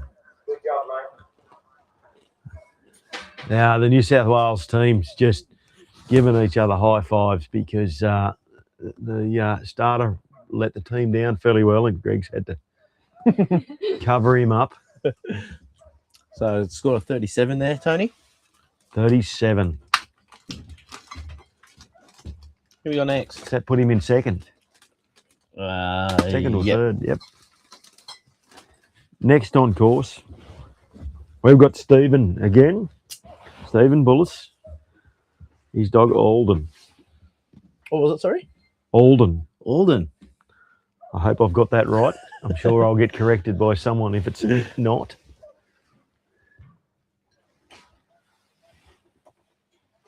Righto, so this is Victoria's second run. I'm actually not sure how it goes, whether it's an aggregate score for each state. We might have to get that confirmed, how the total for each state, mate. But the total of two for both runs. The combined, combined scores. Oh, so he's opted to send his dog clockwise. He hasn't seen the sheep here. Still hasn't seen the sheep. Alden, right.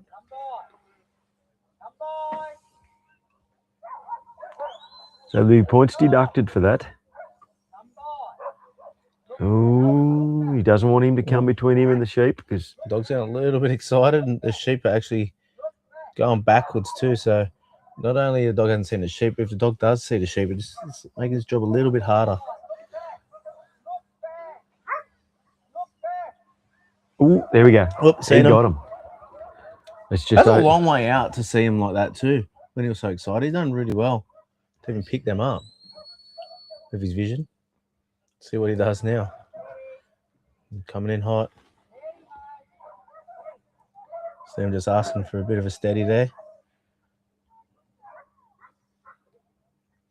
He's excited, this dog. Even when he couldn't find the sheep, he was so excited, looking for him, giving a bit of a bark. He's happy to be Oh, here. he is.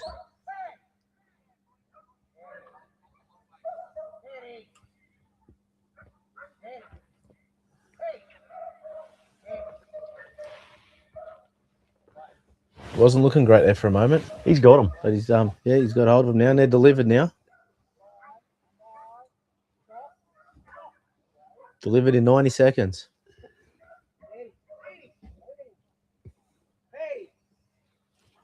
The left one behind here, I Got can't one see. somewhere. Must Oh, be one's out still in the there delivery somewhere. square.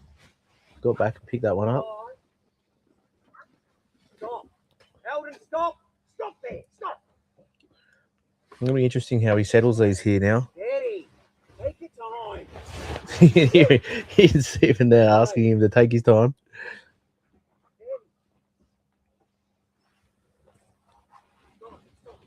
Eldon, get out. Get out. This is more my style. Just get him in there. That's what those pugs were thinking earlier. Yep. Eldon knows there's 6 years waiting for sheep to be penned up. Let's go. That's going to happen here. That one's split. And normally, You got no faith, Dan. You got Oh. no faith, mate. oh, look at this. Look at this. There we go. This is just a genuine work dog. We- Let's get on with it. We've seen him. Stop fluffing about and let's just do it. We've seen if a you gets a bit of her own mind out here today, he can go. Look, if he's got him in the yards in about Look at a plan really quickly, and yeah, look at this. That one. Oh, it's around the back of the pen.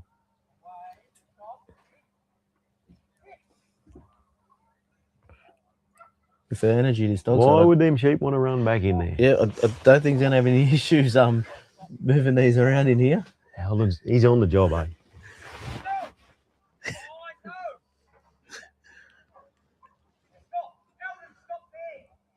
So if he actually went in front there and held him, he probably wouldn't lose a point for a cross, but he did ask. I think he's just trying to get a hold of him a bit.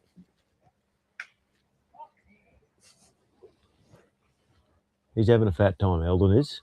Yeah, He's enjoying it. unfortunately, that's going to cost Steve a few points there walking through his sheep, influencing him. Look, the brakes worked. Just doing a bit of a brake check, mate, that's all.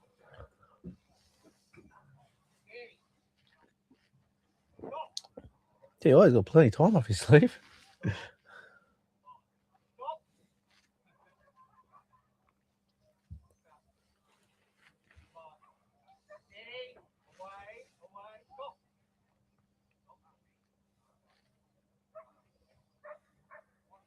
Yeah, how calm and cool and collected he is there, walking in after he's busy outside. Enough to make you cry, this dog trolling stuff, isn't it?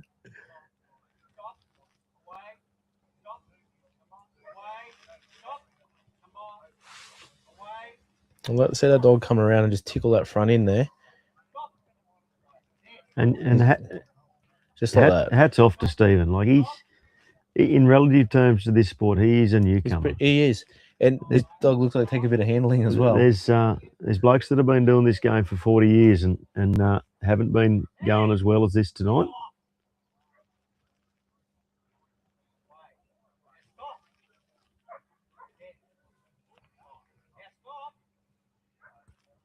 He's just trying to get a bit of shape coming up there.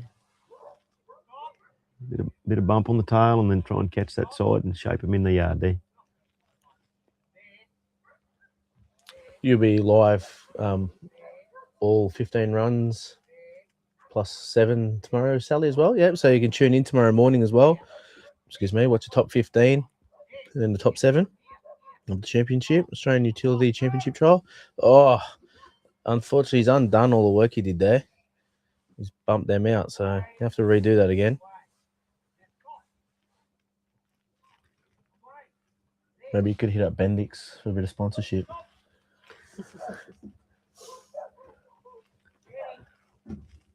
I'd rather see this though, wouldn't you, Tony? A dog with a bit of go than something Yeah, you have to encourage. this dog, you'd take him to go and do station work, and he would just do it all day for you.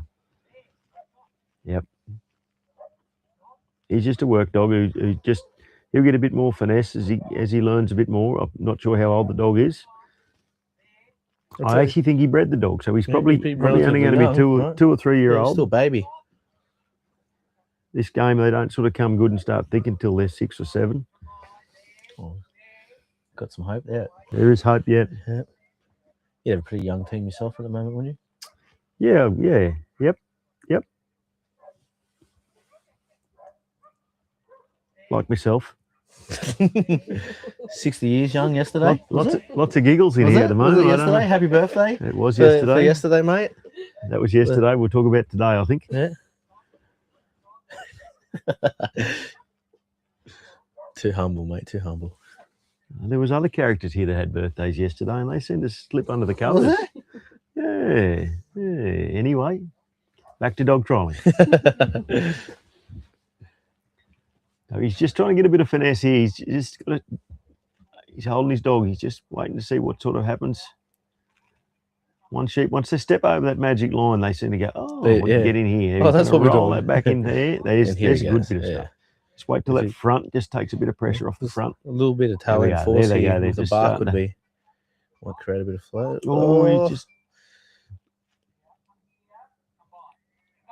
He hasn't seen that one behind him yet. But we've already seen that this dog can look backwards. And we'll just put it in that way. yeah, just do that. They amaze me, sheep, sometimes. Just the decisions they make. By not making any.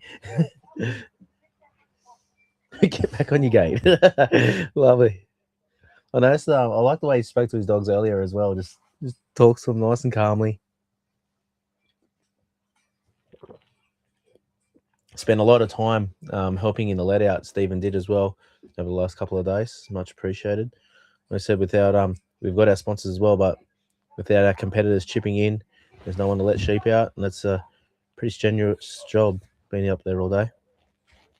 So, thanks for everyone for sharing the heavy lifting. It's always very, very serious conversation back there. There's never banter behind the yards. Never, and we never solved the problems of the world either. No. Some politics, bit of everything.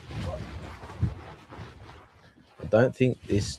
Someone telling me this dog's not going to have much of an issue learning this race. Beautiful. Drop in there, get a couple Okay. going. It's going to be harder to ask him to stop doing it than it will be to do it. Here you go, handy in a feedlot operation, this dog. Be nice in a wool shed. He'd be a good dog penning up Yeah. for some shearers. Yep, weighing lambs. Whatever he's going to do, benching.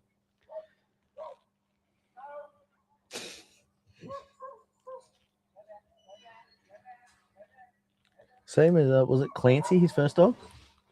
Yes. Yeah, he just I see like he just like give a little bit of tail wags Yep. every here and there, like really enjoying their work. It's good to see. I think he did say he's bred both of these dogs. Whereabouts in Victoria is he from? He's from Lara, just on the north side of Geelong. Got a little farm there. Was a builder. I think we'll have to nickname him Bob now. You just got to bring him up there. So what's got to happen, if those at home that are watching, why he had to bring that dog up there. So every gate needs to be what we called cleared. So the arc of that gate, when he swings that gate open, can't have a sheep on it. So the dog's got to get the sheep off that gate so he can open it. And we can't open him in either. Yep.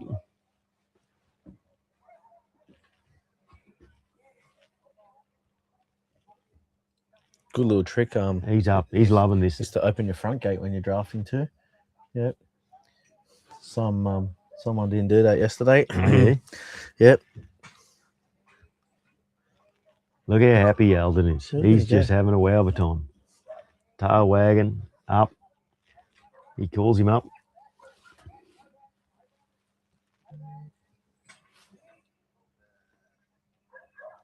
Oh, here apparently Clancy has his own Facebook account too. There, thank you, Mr. Blanche, for that note. I have to get onto that. I think Nina's already onto it.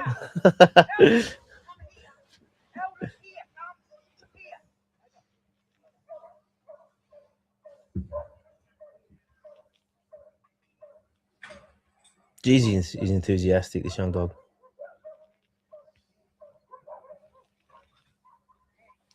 Oh, he's got a last sheep out the side.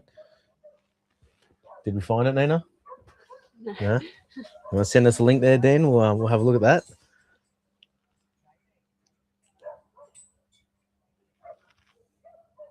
Let's just see how he goes coming back down again. This is the challenge in utility, is to have all the punch and the up. And then we've got to have some finesse. Get to all your gates. There's a lot of gates to get organised here. You've got to have them all shut. This is a massive crowd watching tonight, Tony. Yeah, just having a look on the monitor. Must be the beautiful tune of your voice, mate. Oh, I don't know about that. We're sitting here in that one, no? Righto. Here we go. Back outside. He's had a chance to blow some steam off in the yards. How's he going to Got him come? coming out nicely. Got him coming out nicely. Oh. Little tight. That was but he did his best to stop him coming out and having a cross there, so he's still on the game. and he hasn't lost any enthusiasm at all, has he? He's bringing him back in.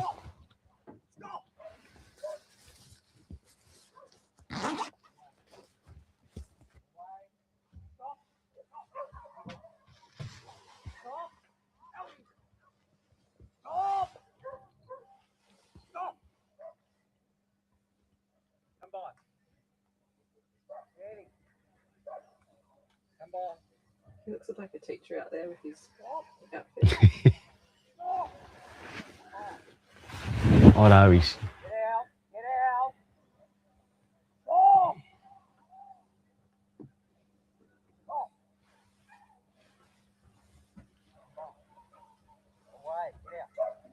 He's got teacher vibes going, Sally. Can't unsee that now. Sometimes these dogs that just get there, sometimes they can just get them and shape them up and bend them around and put them through. And that would be lovely for Stephen. Just got one thinking the other way.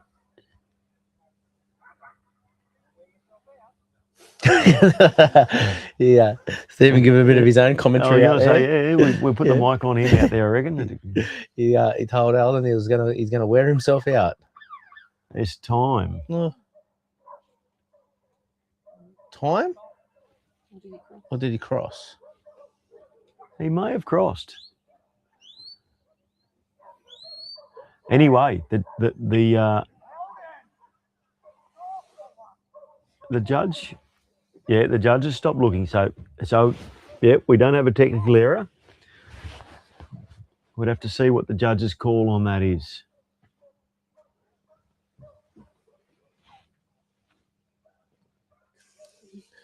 Clancy Bullis does have his own Facebook account. Has 104 followers. And a couple of blue ribbons there by the looks of things as well. I'm going to have to believe you, mate. Well, it's a true story. There you go.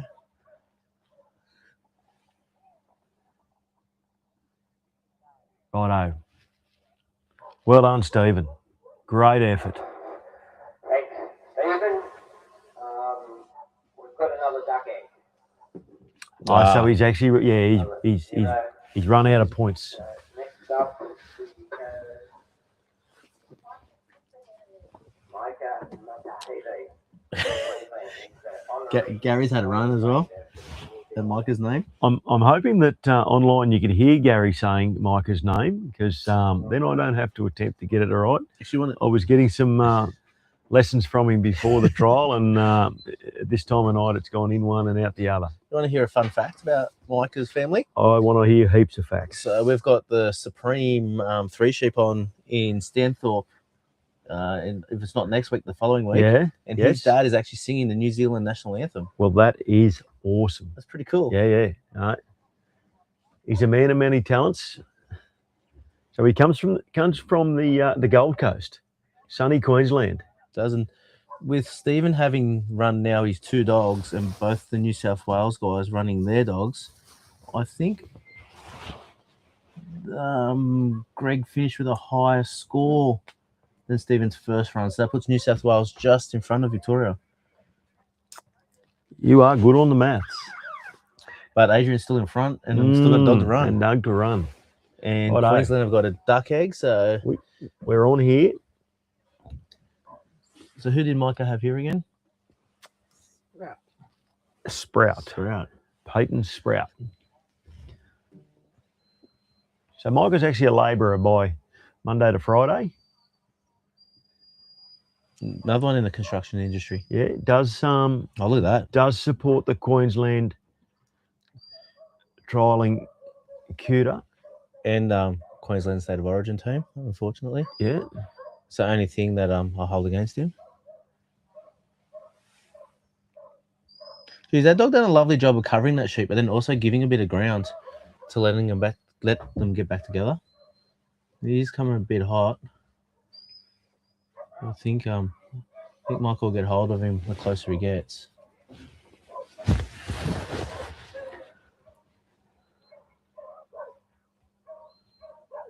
The exciting thing with Micah is he's all of 23 years of age.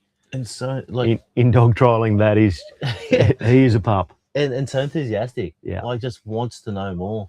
He jumped in the buggy there yesterday, again today, I think, with different judges. Nina reckons she had an awesome judge yesterday, don't you, Nina? I didn't. Sally wants to take it to the tribunal. I know he's just trying to get a bit of finesse in to get him into this square. They're nice and settled there. It's nice to see a sideways movement for a forwards movement, just to alleviate and try and roll those sheep a bit. Maybe now a bit of forwards movement while all the sheep are facing the same way.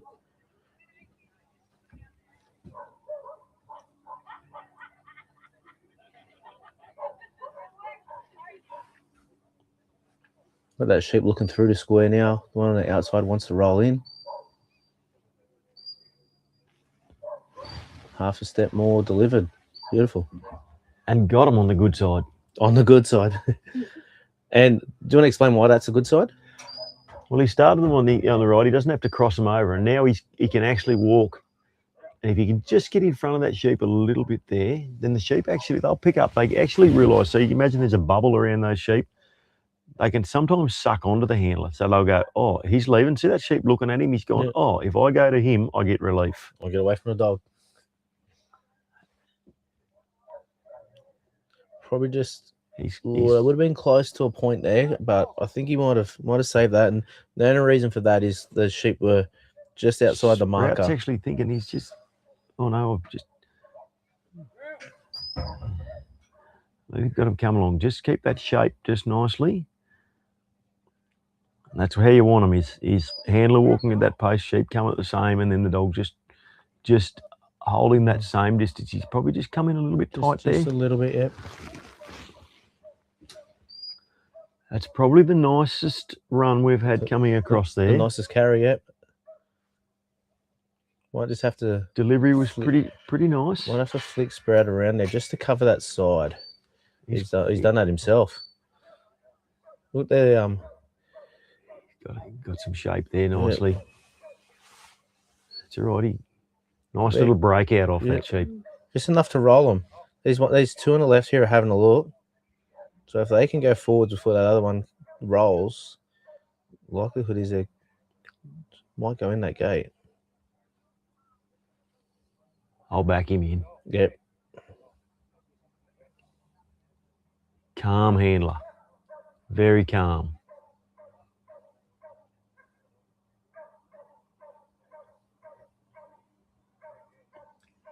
Nice. A nice little move. So he just come forward, that tap, just enough to tap him in, and then the dog turned his head enough just to alleviate pressure. That was really nice.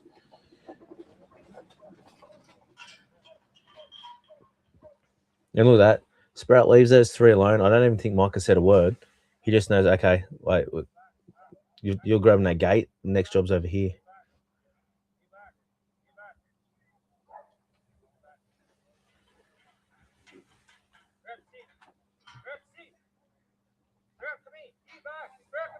fair bit of working dog heritage back in his family in New Zealand. Probably some genetics coming out in him. It's gonna. We were having a chat earlier today, and he sort of said he mightn't be long when he actually wants to step into the industry and start working stock Monday to Friday. Has got a small block with some trainer sheep at home. I'm not sure actually. No, he Not does. I sure. was Oh, he having a does. yarn Does to he? him Yeah, earlier, yeah. Sorry. Yep.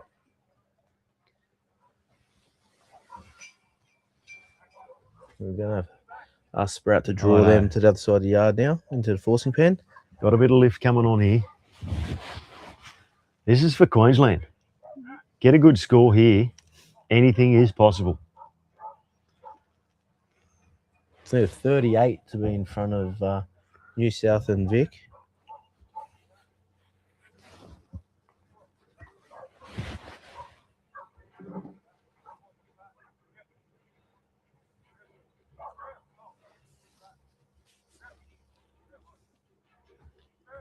He's just trying to position Sprout on sort of the back corner of those sheep there and get him to step in there.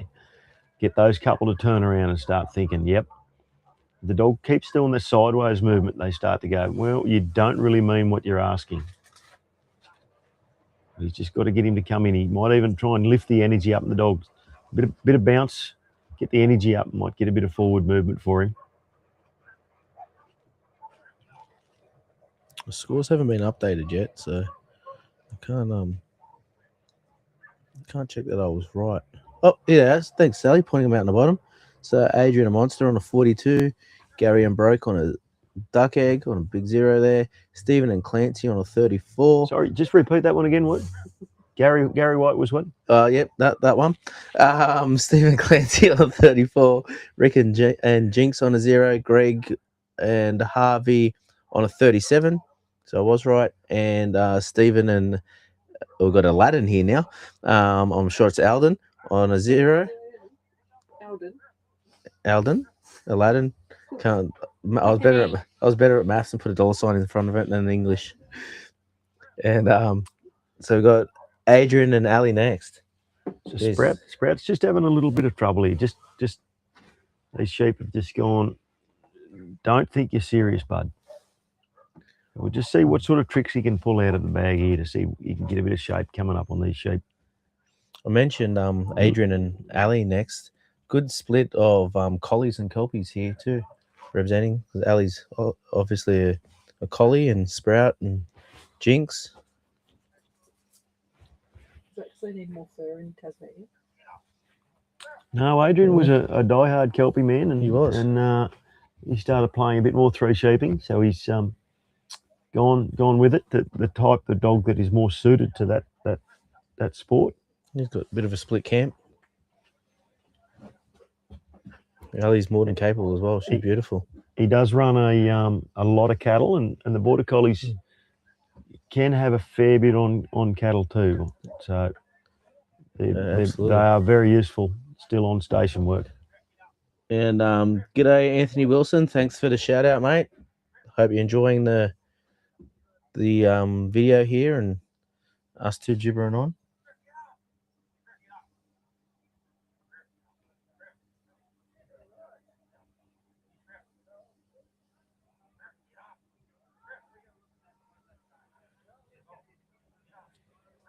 Yeah, unfortunately, just got that sideways movement instead of coming in and stepping in. And it's just starting to call out Sprout now and starting to take a little bit of ground off him. What would you guys do in this situation? I'd probably stop myself. I'd probably stop my dog for a moment and get it to take a breath and ask it to come in. I'd buy a Kelpie. And probably even, and then if I did get that a couple of steps forward, I'd flick it back to me and send it back to a point and stop again, maybe on a 45 to that mob. Just trying to get it to drive in just like that there. Just trying to like string a lead out and at least get the front ones to look and then flick the dog back around. If I did have one of my Kelpies, I'd then throw some tail end bark in, some bit of tail end force to try and keep the back to the front and hopefully push them over that line. And all those tools that you just talk about aren't something you create overnight. That's all a lot of effort and a lot of training goes into that. And a lot of genetics too, right? So even sometimes it's you come in and it's fraught with danger. One breaks, but sometimes even that one that breaks as you go out and you can drive him back in, and that one driving back in might be just enough to bump that whole mob forward. So if I was Mika now, I'd probably be pulling Sprout around onto the gate and try and set up one facing the other way that keeps getting bumped out. I'd try and turn that one and see if that one might push the next one over, just over that line. Like Tony said earlier, And that mightn't be a bad thing. Yep. So if he gets him back in there, might bump them in. And there he goes. He's pushed around. And like Tony said earlier, like it's amazing. Like as soon as they put their feet over that gate, it's like a vault. It just sucks them in there into that pen so quickly. So that sheep came out at that dog, and it's the judge's call, but the dog is allowed to defend itself. So if a sheep's coming at that dog, he's got every this right one's to going to happen defend again. himself.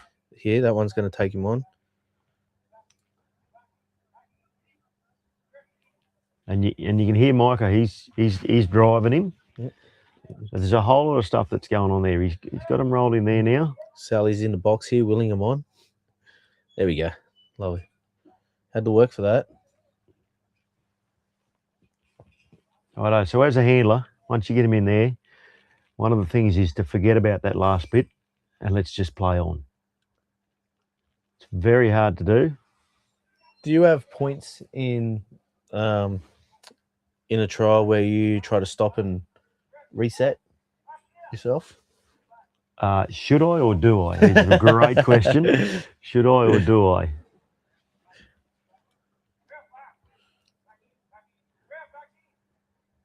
Yes, very conscious to take a breath sometimes and actually breathe.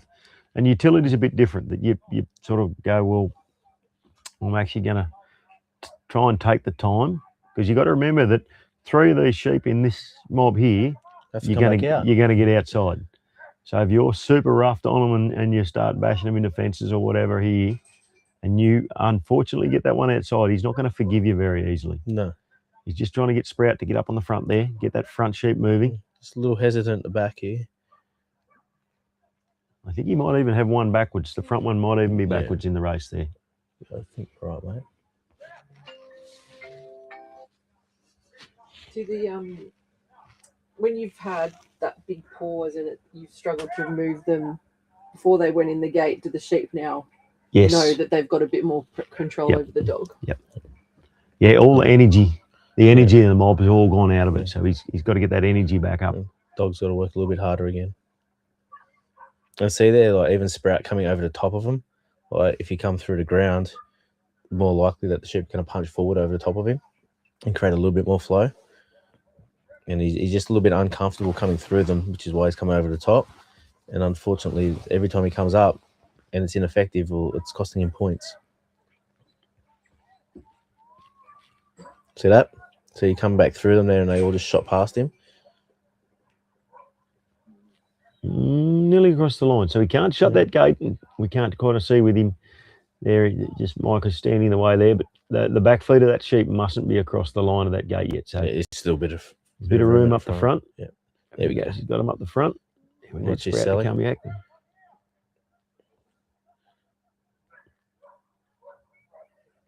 See when Sprout got up there at the back end and come over, it was just ineffective again.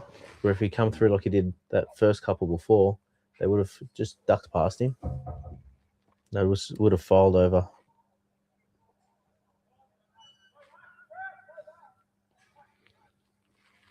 He got away with that. Yep.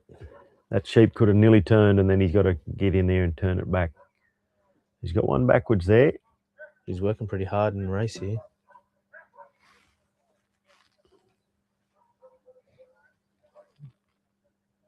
See Kevin in the background there judging. Can guarantee you his feet are freezing on this cold Ningan ground. As soon as that sun goes down, that moisture just comes up out of there, and I couldn't feel my feet last night. From the Yarra though, he's probably got some merino wool. Probably go back onto the merino wool there, Sally. He does hail from Yagara, as you mentioned. And unfortunately, I don't think we're going to see a draft here. We're just going to run out of some time, unfortunately. Just based on how we went to load that drench race.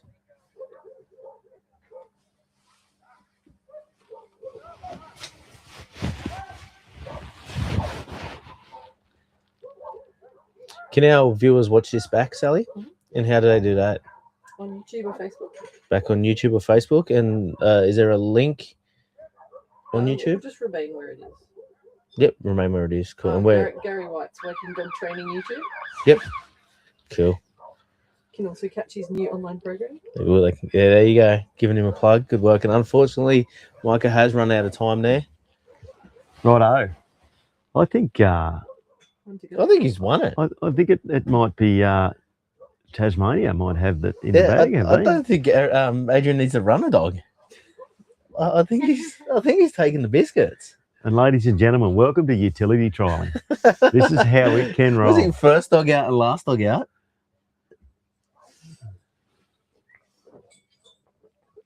We are assuming a score that he's just got to. We've got to get these sheep out.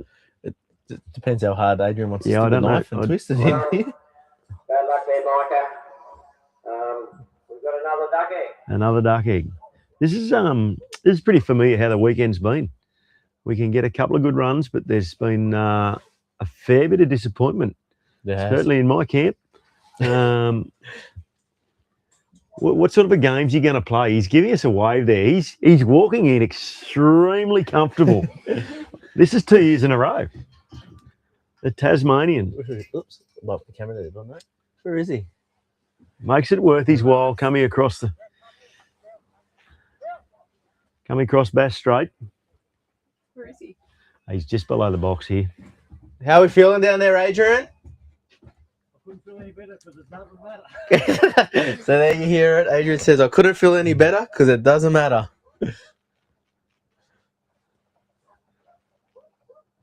But there you go. You can see him there. I can guarantee you, Adrian will be going out with the intent he's going for the win. to go and get a proper score. He wants 100. Like, he's a competitor. He's going out and he's going to do his best. Right, Maybe that's next the up key. is the legend from Tasmania. 2 years in a row. Going Yep. third straight winning, Third. Third. There we go. straight challenge. And I think he's got his third straight win. I think he's already in front without having to run his dog. Sounds a Jeez, that would have sounds a hurt. little bit downbeat from the commentary there. That would have been like fire coming out of Gary's throat for him to say that. Jeez, they were like swallowing razor blades to make that comment. So if you didn't hear it, he said he's going out to run his dog, but he's already won, and this is his third straight win.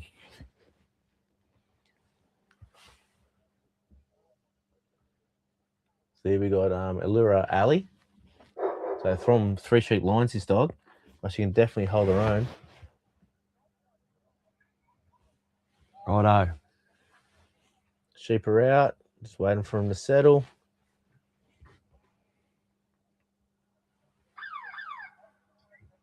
Adrian's opted to whip Ali behind him there to the right or anti-clockwise.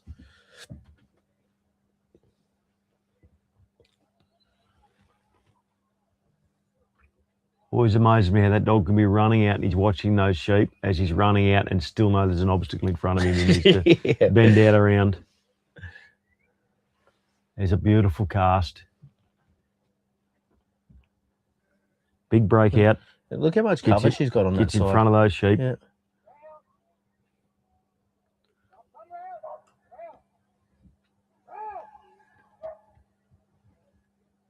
Oh, Just going to use this as a bit of a training run for tomorrow, I'd say.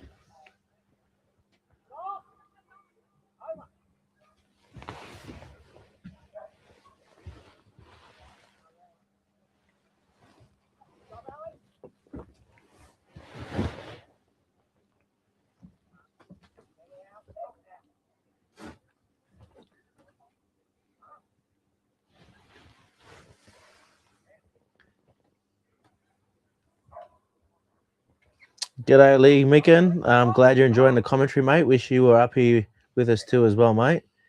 And Glenn, thanks for some more banter. Loving it. Grantley Hackles, thanks, mate, for giving some feedback on enjoying the commentary. Geez, we've got a bit of support here, Tony. good. Live streaming has changed the dynamics of dog trialing and bringing it to everyone's lounge rooms. A lot of our big events now have live streaming. Fantastic.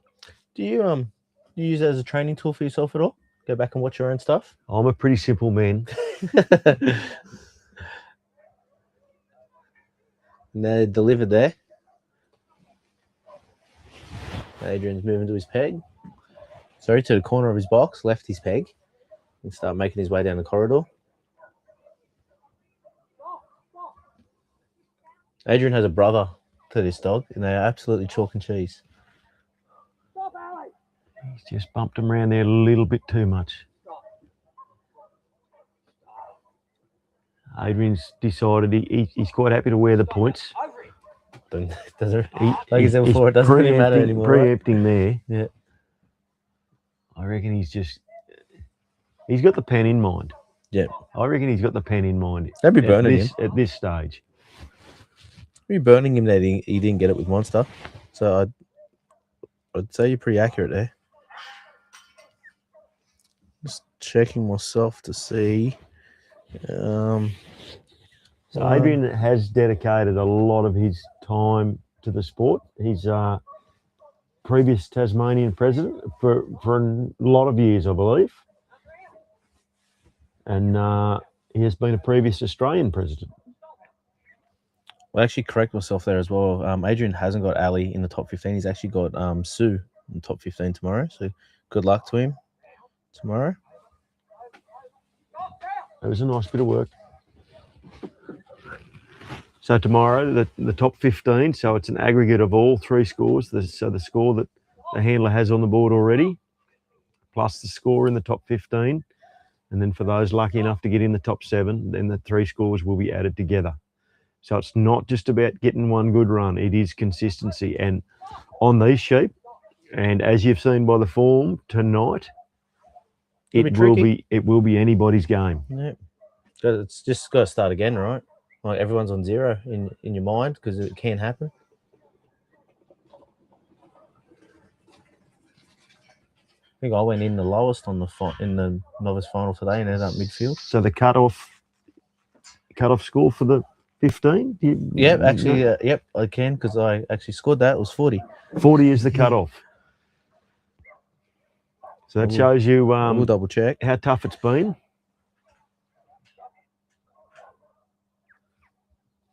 Yeah, a high 75 and cutoff was 40.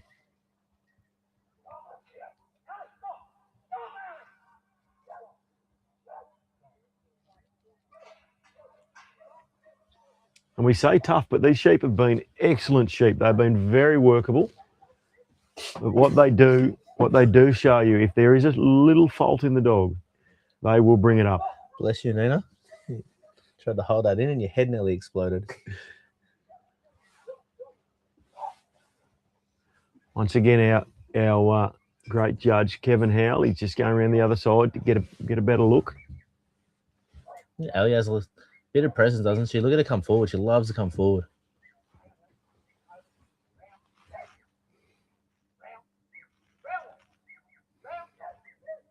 Probably coming forward a little bit more than Adrian would like there. He'd like a bit more shape. I actually think it might be the ties that the handlers are wearing that making these sheep hard to get past. I don't know who's more uncomfortable, the sheep going past the handler or the handlers wearing the tie. You reckon Adrian's is maybe dropping out some sheep nuts, mate. And he's got no hat. No hat? No hat. He very rarely wears a hat. Mm-hmm. Still got a good rug on him, doesn't he? Look at this. He's just working there. He's just tucking in the back now. He's coming for that one. And he's just bumping that sheep into the front ones to get him to roll up. She's so positive. Just wants to come forward. She's just loaded. Just wants to come forward.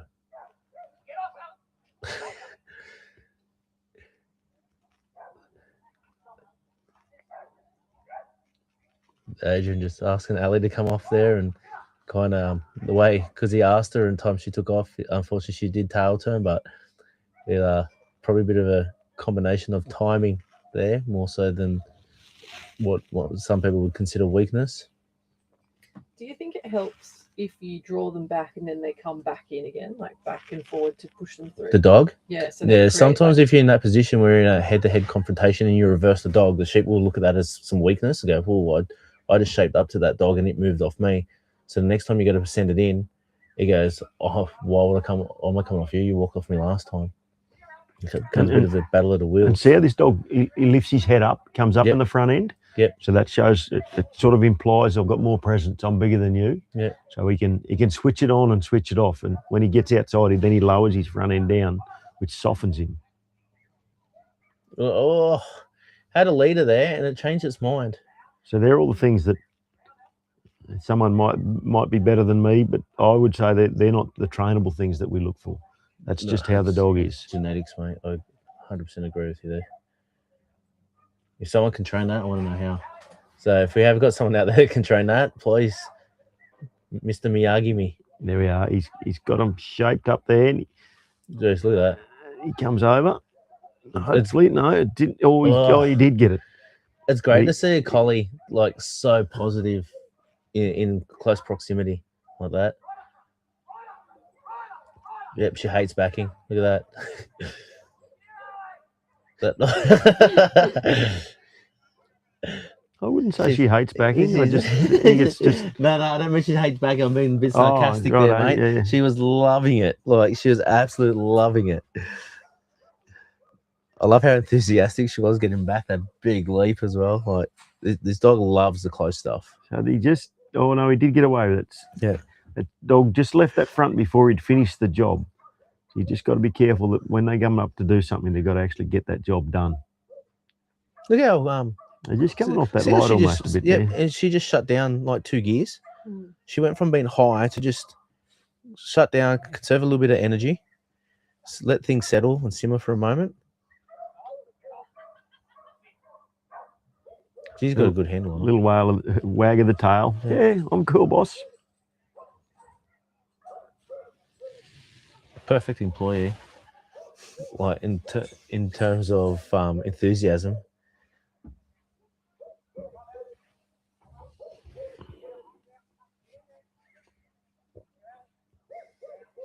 Struggling with my glasses. Michael Bell, is it? Or Michelle Bell? Michaela. Oh, Mikhail Bell. Nowhere near it. Thanks for the comments.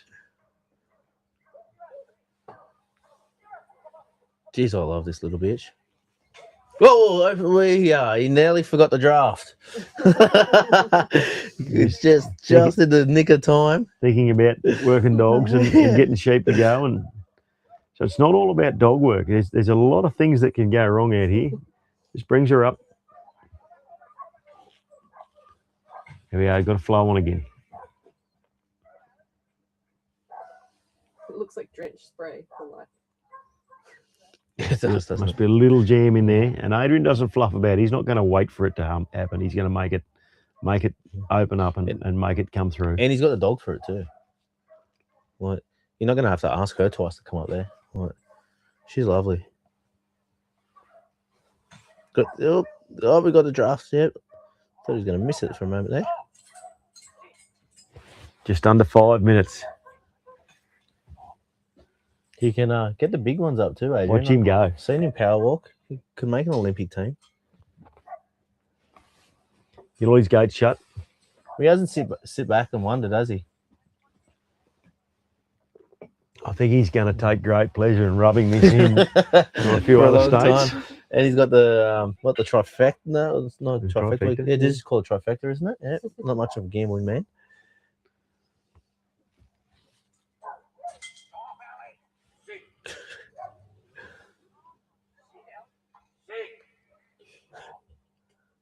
I think Ali got the message there.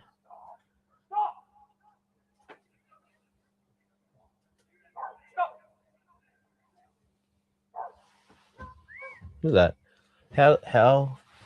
What type of a special dog can work that close to its sheep and enjoy it and then gets outside and is so happy to give a lot of distance?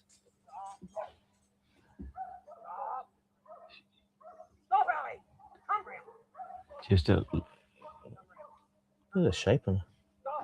It's lovely. Just going to get in front of her. Just hold that eye up there. Just to let Adrian catch up. So Adrian can move them sheep, as in if it's just as he was walking there and those sheep started to drift off, there's no problem with that.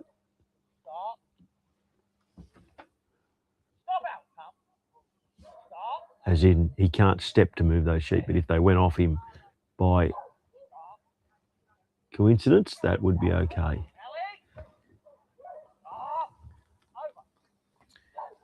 Got a message here from Karen Edwards. What a top collie. She's awesome to watch. Love the live stream. Thanks, guys. Thanks for tuning in, Karen. Glad you're enjoying it. He's got Puff and Billy going out there now. Steam coming out of that little dog. I thought you were talking about Adrian.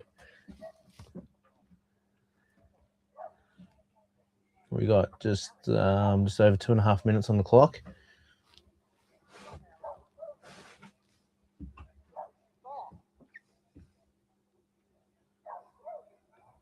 And how's this for finesse? Just a little bump. Cover one side. Come the other side.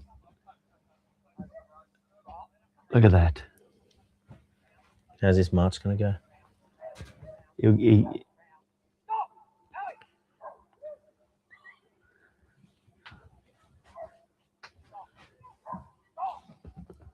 think there'll be a few people keeping a close eye on Ali after today, Tony. Yes. I'm so glad that he ran her and decided that, hey, I don't need to. Because a beautiful showcase of this dog's ability. Adrian has invested a lot of time improving genetics in Tasmania. And into his own development. Well, as well. He's done a lot of work to get better dogs. And it's paid off for him. He's been one of the top competitors in Australia for a lot of years.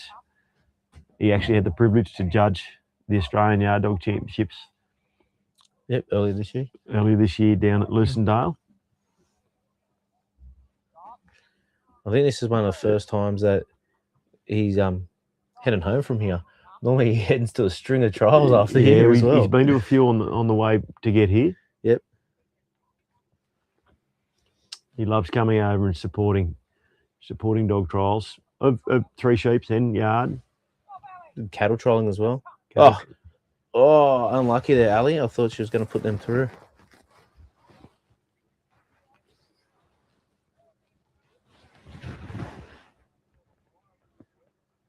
I believe this dog was actually bred by Alison Burrell. Now moved to WA. Yes. Yeah, Sydney girl. And Cara.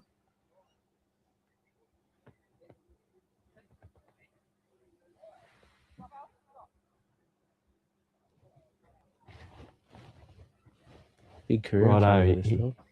He's probably got a clock and he knows the time, but he certainly won't be sitting there camping. He will want this obstacle. Whether he gets it, I think he's 15 seconds left. Shape him up. He'll get one go if he does.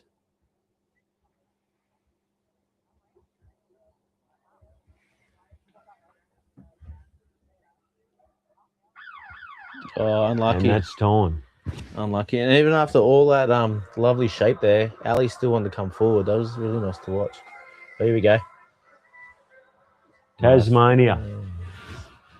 Well, I think in anyone that has a good utility dog in another state, I think you need to come to Nyngan next year because we're wearing thin of this Tasmanian business, I think, especially us New South Welshmen. And what did he do then? He put a dance on. He's going to take him to the pen anyway, is he? No. Nah, he's called Ali. Well done, Talk it off. 3 years in a row, mate. Well done. Go away.